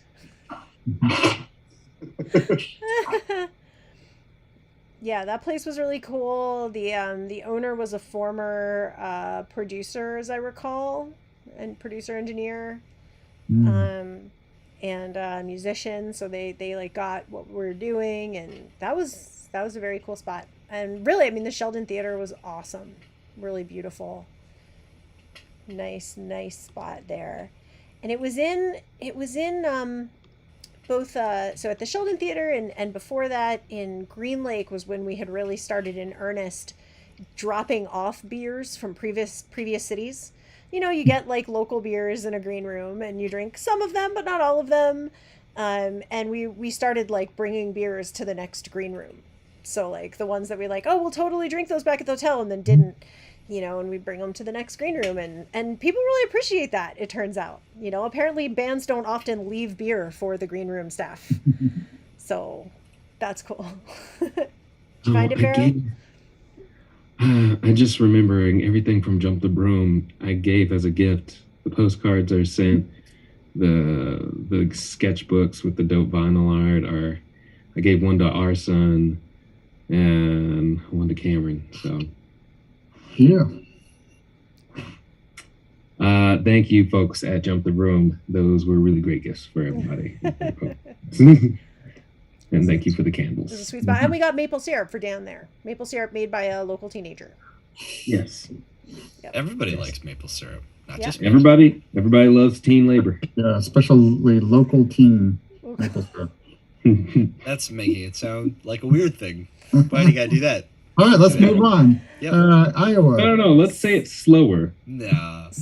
and not smiling. I don't think. Cedar Rapids, Iowa. So we went on. It started, and it got very cold. It got very colder. It kept being cold, and we went to Cedar Rapids, Iowa, to CSPS. Another that crowd. Great crowd. I Great loved crowd. that crowd. Phenomenal people. They bought a lot of merch. Those are the supporters right there. Over the intermission. Space That was was awesome. one of our best shows with an intermission. I mean, we really it was Yeah. it was well received. People were down. We sold so much merch on the intermission alone, and then people stuck around after the show too. That was awesome. And then we went back to our crash pad, which was divided into 2 rooms, and Pharaoh and I were upstairs, and there were 2 kitchens even. There was just like 2 separate floors and areas. So Pharaoh and I were in the upstairs, and I put on some SpaghettiOs, and then we watched Porco Rosso. Yes. Yeah. That Miyazaki movie- nerds in the house. That movie, like, that was my first time. I've heard about Porco Rosso before. I've watched most Miyazaki films, like legitimately most. Maybe there's 1 or 2 more that I'm missing. Kiki's Delivery Service, an unsung hero, Nausicaa and the Valley Wind, my favorite. Nausicaa is my favorite, actually. Yeah, it's a great one. You got to show Nausicaa to your kids when they're born and every 5 years after that. Word. All right, I'm late on that, but I'm glad that I got to show you, my son, Porco Rosso. Yeah, but now, did any of you get a chance to see the art exhibition that was happening at that venue? Oh yeah. Yeah. Like a little bit, not enough. It was cool though. Yeah, it was a pretty good show. I went and checked it out right after sound check. Do you remember what CSPS stood for? Because it was some sort of like art collective space. Like Yeah. there was a record shop attached to it. There was everything was going on. Cedar Rapids, man, it was a hopping spot. Yeah, they had really funny postcards. In fact, let's see. You know what? I just went away. Oh, you're talking about Ray Gun? Yes. I didn't see the postcards. We had to go across the street to Ray Gun. Yeah. Postcards and shirts. There was a bunch of like, here from Cedar Rapids, and it's like people on beaches or in the ocean. Oh, just chilling here in Cedar Rapids. They're great postcards. They're super tongue in cheek about the Midwest. I've seen the stuff before. And Pharaoh, as a good Midwesterner, would know. Yeah. Yes. It was good to be back in a place where winter is winter. Winter is winter, and you're nowhere near any of those pesky oceans. Mm-hmm. You know, it's those oceans that make it so weirdly frigid on the coast. You don't get enough snow, and the cold is meaner. It's not cool. He's not wrong. He's not wrong. I like a nice Mediterranean climate myself. Yeah, that's not what we get. That's not what we get. You know, when we go to the UK and people use the word temperate climate, and then you realize you come back home to like the mid-Atlantic and it's like, it is both too hot and too cold here. What in the hell? Yes. Let's wait till we go to the Arctic Circle. Hey. Looks like I do have one postcard from Jump Group. Okay, I'm seeing an eagle. Yes. Great picture of an eagle. Red Wing. Yeah, these are from Red Wing. Nice. Cool. No, go ahead and continue. I'm just going to show postcards. Okay. Yeah, so we left. So Cedar Rapids was fantastic, and we woke up in the morning. Like when we left the show, it had started to snow, and when we woke up in the morning, there was quite a bit of snow on the ground. Quite a bit, like, you know, Pharaoh walking across a lake levels of snow. But there were some good pancakes made upstairs by the angel. That's right. We had pancakes, and we got on the road to head to Indianapolis. Yeah. So, Well, sorry. red herring. What? This is from Cedar Rapids. Haha. I don't get it, but I'm amused anyway. Well, a red. Never mind. Yeah. Oh, I get it. A red herring. I understand. Yes, exactly. Okay. That one's more auditory. Yeah. Okay. Indianapolis, another Very show literary. with a cool friend opening for us that we were happy to have on the bill. Will Scott Yeah. and Indy Farrow jumped in on fiddle on a few songs. It's nice to see him and Jan Bell there. Classic of course, bluesman stuff. yeah. Yeah. You know? But of course, we love Indianapolis because we got to rock the hi-fi. High five. And And that was a funny thing about Molly Tuttle. That was one of several venues or towns or specific venues that like she had been on the road. She was on the road simultaneous with us, like her band, going through a lot of the same regions and stuff, and leading up to she has an album release like now-ish or in the next couple days at the Station Inn. And so, like, she was at the Hi-Fi just a few nights before we were, and then she was at some places that we had just been after we were there. So it was sort of a nice reminder of, you know, ships passing in the night sort of thing. But yeah, solid spot. Yeah. Yeah. Hi-Fi is oh always yeah, fun. that was the fire incident. The fire incident. Was that there when that Yeah. happened? No. No, Was that was in okay. The incident was in Wisconsin, but I redeemed myself in Cincinnati, and Okay. we could just we're not talking about Wisconsin anymore. So let's just keep it moving. I mean, we can talk about that. We can talk about it. No, we I can't. mean, go I just heard the backwards. story and it was No. hilarious. No, we're in Indianapolis now. There's no fires in Indianapolis. that was great. That was great. I wish I was there. Dan Joe. One that'll be on the bloopers discussion reel. Well, Yeah, that'll be on the bloopers, I guess. yeah, so Indy was great, and if you've seen our publicity photos, a good chunk of the Gangstagrass publicity photos were taken in or around the Hi-Fi. So, you know, some of the songs from Pocket Full of Fire were recorded at the Hi-Fi, so definitely a place with a lot of Gangstagrass history. It was awesome to get back there. Those And they pictures had taken by Melody Yvonne, who Melody unfortunately Yvonne. couldn't be there to rock with us at the Hi-Fi this time. We missed her. Yeah, actually, Yeah.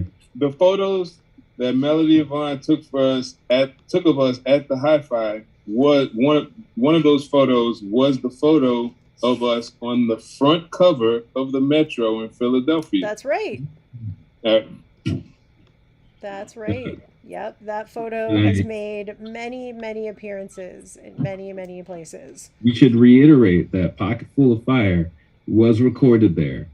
And on a couple days during this tour, Dan's pockets had no fire in them. All right. Listen. Actually, destroyed fires. All right. Repeatedly. That's it okay, was our Pharaoh. pocket fire extinguisher. That's okay. I'll Right. get you later.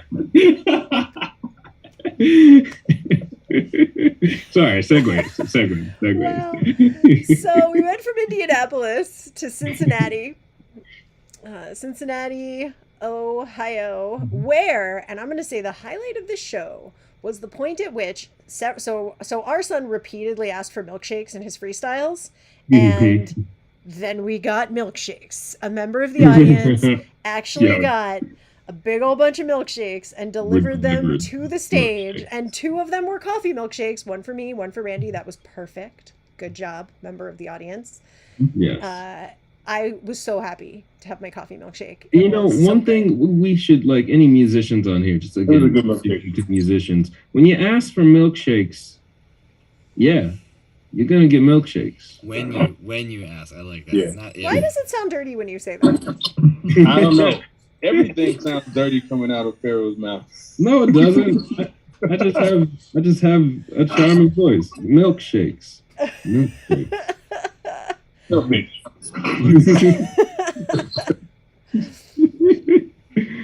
Yeah. So that was great. I mean, you know. They will bring your milkshakes their milkshakes the to yard. your yard. Directly to the yard. We basically announced that if they had good milkshakes, we are the boys that will show up to the yard. We want the shakes. Yeah, it was great. That was great. Make That mine was coffee. That was my favorite thing. And we was that the spot where we stayed by the pedestrian bridge, or was that Louisville? I remember at one point we stayed by a pedestrian bridge that like I really wanted to walk across, but it was just too cold. That was Louisville. Yeah, admired it from afar. Oh yeah, that's Yeah, right. was Cincinnati was the TARDIS house. It was TARDIS it was house? bigger on the inside. It looked very small. It was Yeah. shockingly big Yeah. on the Which inside. one? It's like it had a huge bathroom. Right, like two huge bathrooms. It was like long and deep, but also tall in a way that was just not apparent from the outside at all. Like I don't know how they hid that third floor, but yeah, that was the TARDIS house for sure. I forget which house this was. What did it look like? It was. You said it was long and deep, and what else? Tall. It was long and hard and throbbing. I remember that house. It was a good house. Uh, It was a good house. We liked it. which city was I this? think we in? got there right after it rained, so never mind. Oh no. This is live, y'all. This So is then live. we went to a brewery. Remember, we went to the brewery in Cincinnati. Mhm. And a few of us went. Dan went. We did a Brews and Q's with a flight of beers. That was cool. Just now that I'm remembering the place, that place, that neighborhood was full of houses. I would love going through the Full of Midwest houses. because, like in the old town Louisville and in Cincinnati, there's just these big old thick houses. A lot of them had been turned into multi-unit. What are the houses like, Pharaoh? And they have good bones. Describe them. I've never heard a house described as thick before. Juicy, thick and juicy. Like, did you like the foundation of these houses? Yeah, strong foundations. Yeah, but of course, when we were in Cincinnati, thanks to our good friend Dan, who made sure we did not miss out on Cincinnati the chili. delicacy that is local and unique to that city is the Cincinnati chick chili. Yep, on the We spaghetti. forgot to mention the St. Louis pizza Mm-hmm. and the toasted ravioli. There you go. But Oh, that's right. That How we are come allowed to say Cincinnati- in front of Dan's We family. had Cincinnati. We had a second round of a whole different amazing shrimp cooked by Dolio with the. That was amazing. Oh Brown my shrimp. goodness. Yeah, that was good. Oh, so good. And I That made was the that best. cabbage. And the cabbage, the best cabbage I've ever had in my entire life. Not joking. It was so good. Yeah, mix that cabbage with that quinoa that Apparently, you made. mix that with cabbage with your hands, they told me. Yeah. it. After I had eaten it and declared it the best cabbage I'd ever had in my life.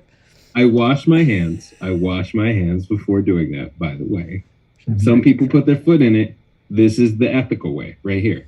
It was Not delicious. that foot cabbage. Not that foot cabbage. It was very yummy. It was very yummy. The shrimp was amazing. Dolio made both a spicy version and a mild version because we have both spicy and mild liking people. By the way, I do want to say, what was that place in Cincinnati called again? Which one? The fast food joint. Oh, we went to Skyline chili. Skyline, yeah. So like that chili, the fried spaghetti, like, and you even going to Minneapolis and talking about Lucy's. It's not fried. It's not fried. It's just Oh. spaghetti with some chili on it. Oh, okay. Where was fried spaghetti? Fried ravioli in St. Louis. Fried Toasted ravioli ravioli. and toasted. Yep. Okay. Okay. Yeah. That Juicy Lucy. Once you get in the Midwest, it gets like real heavy when it comes to delicacies. It comes like somebody was getting gross with food, and they found something beautiful. I think at one point we even just had fried to eat. Just fried. There wasn't something in it. It was just the existence of something being fried without the something. What's crazy about that? You get addicted to the crunch. Mm-hmm. You get addicted to the crunch. That's what happened to me. That's why I ended up getting corn nuts at every stop on this tour. It just too into the crunch. So we went from Cincinnati to Columbus. Who wants to talk about Columbus? Not it. Oh wow, she left us. I heard a door close too. Columbus was awesome, but again, snow in Ohio after we had escaped snow in Wisconsin and Minnesota. We played an awesome set at our old spot, Roomba Cafe. Mm-hmm. Yep. In Columbus, and Got snowed on. got snowed on, but we had there was A lot of people still came out. Really, a lot of great crowd. A lot of folks came out. That Egyptian spot that was behind the place. It was Egyptian, right, Dan Dolio? Yeah, food truck. Yeah, I had the falafel. Yeah, that stuff was delicious. But I loved every time it snowed, because it snowed in Cedar Rapids too. Every time it snowed, it's a blessing, because you East Coasters don't understand it snows more than once or twice. And it's great. It's so beautiful. It's like the sky coming down and giving you a kiss. Unless it's super windy, then then it's non-consensual. It's not cool. Wow. There's soft snows. We got all soft snows. We got soft snows. It was beautiful, even in Columbus. That was beautiful. That was beautiful. Yeah. And then we went from Columbus to Winchester, Virginia, back at the Bright Box after many, many years with that amazing dinner we already talked about, catered by Cheryl, formerly of Sweet Nola's, now at the George Washington Hotel in Winchester. If you are in Winchester, Virginia, it is the only place to eat, because Cheryl is the best chef you're going to find for many, many, many, many, many miles around. And a beautiful hotel, and the Bright Box is a cool venue, cool spot. Yeah, all you other chefs in that area, shots fired. Yeah. They know Cheryl. They know what they're up against. Right. Y'all know what it is. That's right. Up against the pot of gold, brisket dip, or Reuben dip, whatever. It's all the same. Can't beat Cheryl with the cookware. What you talking about? And that flourless chocolate torte with the Irish cream ice cream. Magnificent. What did I had the? Did I have the ribs? There was the brisket, and there was a beautiful salmon. A lot of people had the salmon that looked gorgeous. Yeah, I wanted to get the salmon. Wrench had the salmon. It did look very good. Cheryl told me afterwards I could have done half and half. I could have done half brisket and half salmon, and I was just like, no. Yeah, why did I not know that? The Next brisket time. was delicious. That was I devoured it. Honestly, I was a little bit sad that I did it so fast. That was wonderful. And that dinner was hosted by Linda, Gangstagrass superfan, and my amazing executive assistant, who's been helping us out on merch at a bunch of the shows, and a bunch of other folks from the Linda Posse who have also been helping us out with merch, and who are just, it's great to have them at the shows. So it was a real homecoming in Winchester to have the Shiflets there and the whole Linda crew, and that was great. That was really, really nice. And then you guys all got to go home for what, a day and a half? Couple days there, yeah. Amazing how much that can be worth after you've been away from your toddler for 3 weeks. Yeah. And then we turned around and went to Memphis, and I feel like we've talked about Memphis. Yeah, we actually started off by talking about the Memphis show and the Caverns show. Yeah. So we're full circle. Full circle. Full Oh, look at that! Look at that! We knew it. We knew it. And what we got coming circles up? go like that, and they come to the same place. They're not like them other linear shapes. They're not even shapes. They don't even connect. That was a full. Blah. Oh, Sorry. wait, there's one that's not on here. Hang on. There you go. Corvallis, Oregon. So we are headed to the West Coast. April 1st is Durango. April 2nd is Denver. The 7th, we hit up Corvallis, Oregon. And then Seattle, Washington on the 8th, which we are very excited about. Portland on the 9th, great food town. I think we're gonna have a lot of fun there, though. It's gonna be quick. It's gonna be short, but it's gonna be great. Then Bend, Oregon, and then we're headed down to Felton, California, just a bit north of Monterey and Big Sur, sort of basically my favorite part of the world. And then onward to Phoenix and Tucson. And then in June, it's to the UK. There it is. It's happening. We're headed to the UK, folks. So if you don't already have your tickets, get those. That is going to be great. So and I'll see you guys on Wednesday. We're all getting ready to fly. Go out to Colorado. So if anybody has any recommendations for food along the way in any of those places or between those places, any things we should see, any sites. Oh, Farrah, you're getting big agreement from a fellow Midwesterner in the Twitch chat. Yeah. Right there with you on the snow and Yeah. Yep. Yeah. The lack of ocean. Whoever this is understands. You all don't. Well, this is actually it's Modi. This is Charlene who. Shout out to Modi. We got to meet in the Caverns and talk a bit. I understand that there may be some chocolate in our future. Just want to put that out there. And also a barnstormer. Shout out to our barnstormers, and that's where it's at, man. Hey, that was Modi. Yeah. Charlene Modi. Yeah. Once again, man, you want to become a barnstormer. You know, it's a great opportunity to give us chocolate. Every barnstormer gives us chocolate. You have the opportunity to do that, and it's a really great experience to give us chocolate. Dan, you feed your child chocolate sometimes, correct? I will play along and say yes because I really want to hear where this is going. Yeah, it's just that's a reason to be a barnstormer and give us chocolate because then. Man, I'm disappointed. I thought you were going to just say some. No. I thought this was going to turn dirty. Give us some good 75% dark sea salt chocolate. Yeah. 88, you wimp. Do that. Tom in Seattle wants to know what food we want to have in Seattle. All of it. Well, what are the local? We do care about local delicacies. Something that would be particularly amazing. That we couldn't necessarily get anywhere else. I hear the Pearl Jam is good there. Ew. You know what?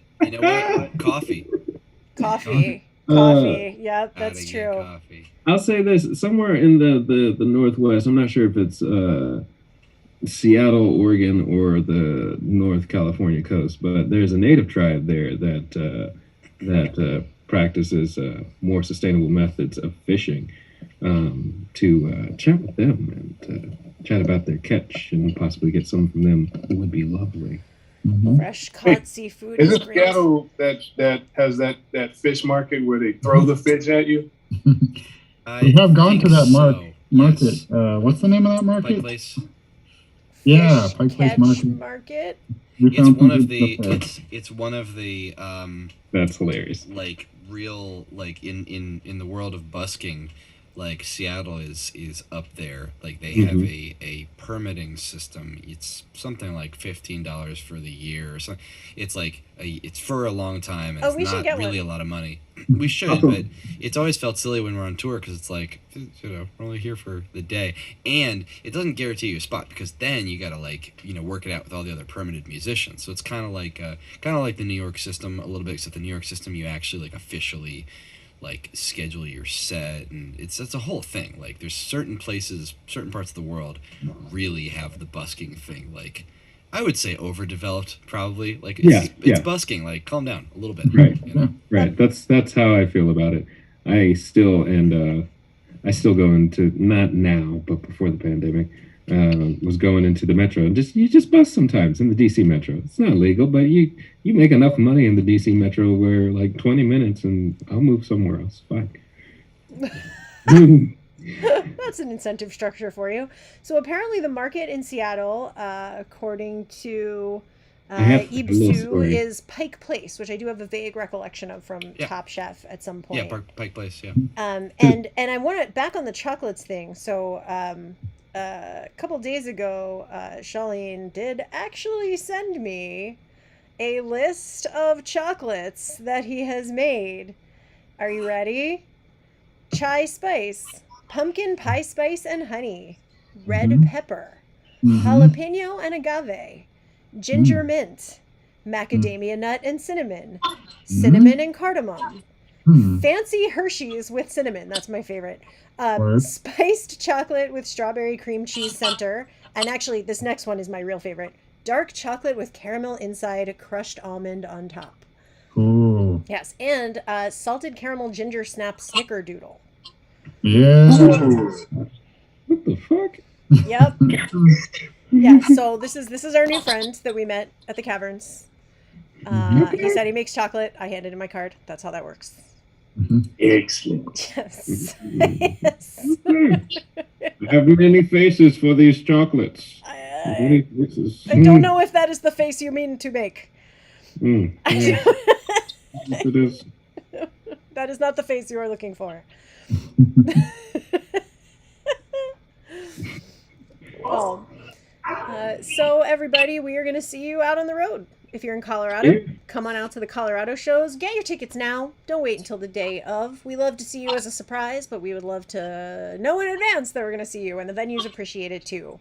It's very helpful for them to get ticket counts earlier. So if you're in Durango or Denver or Corvallis or Seattle or Portland or Bend or Felton or Phoenix or Tucson, or basically anywhere in the UK, and folks in Texas and Baltimore, and we already announced Maryville, Tennessee. Keep an eye out because there's more details coming about the shows coming toward you.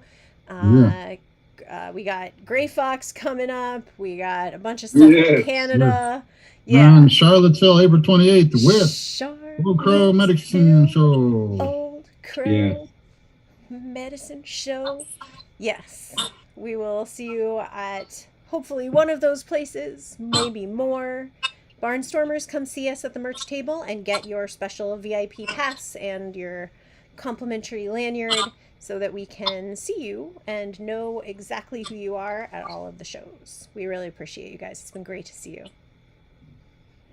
Yeah. Catch you guys next time. Yeah. Good night, everybody. Yeah. Sure. Yeah.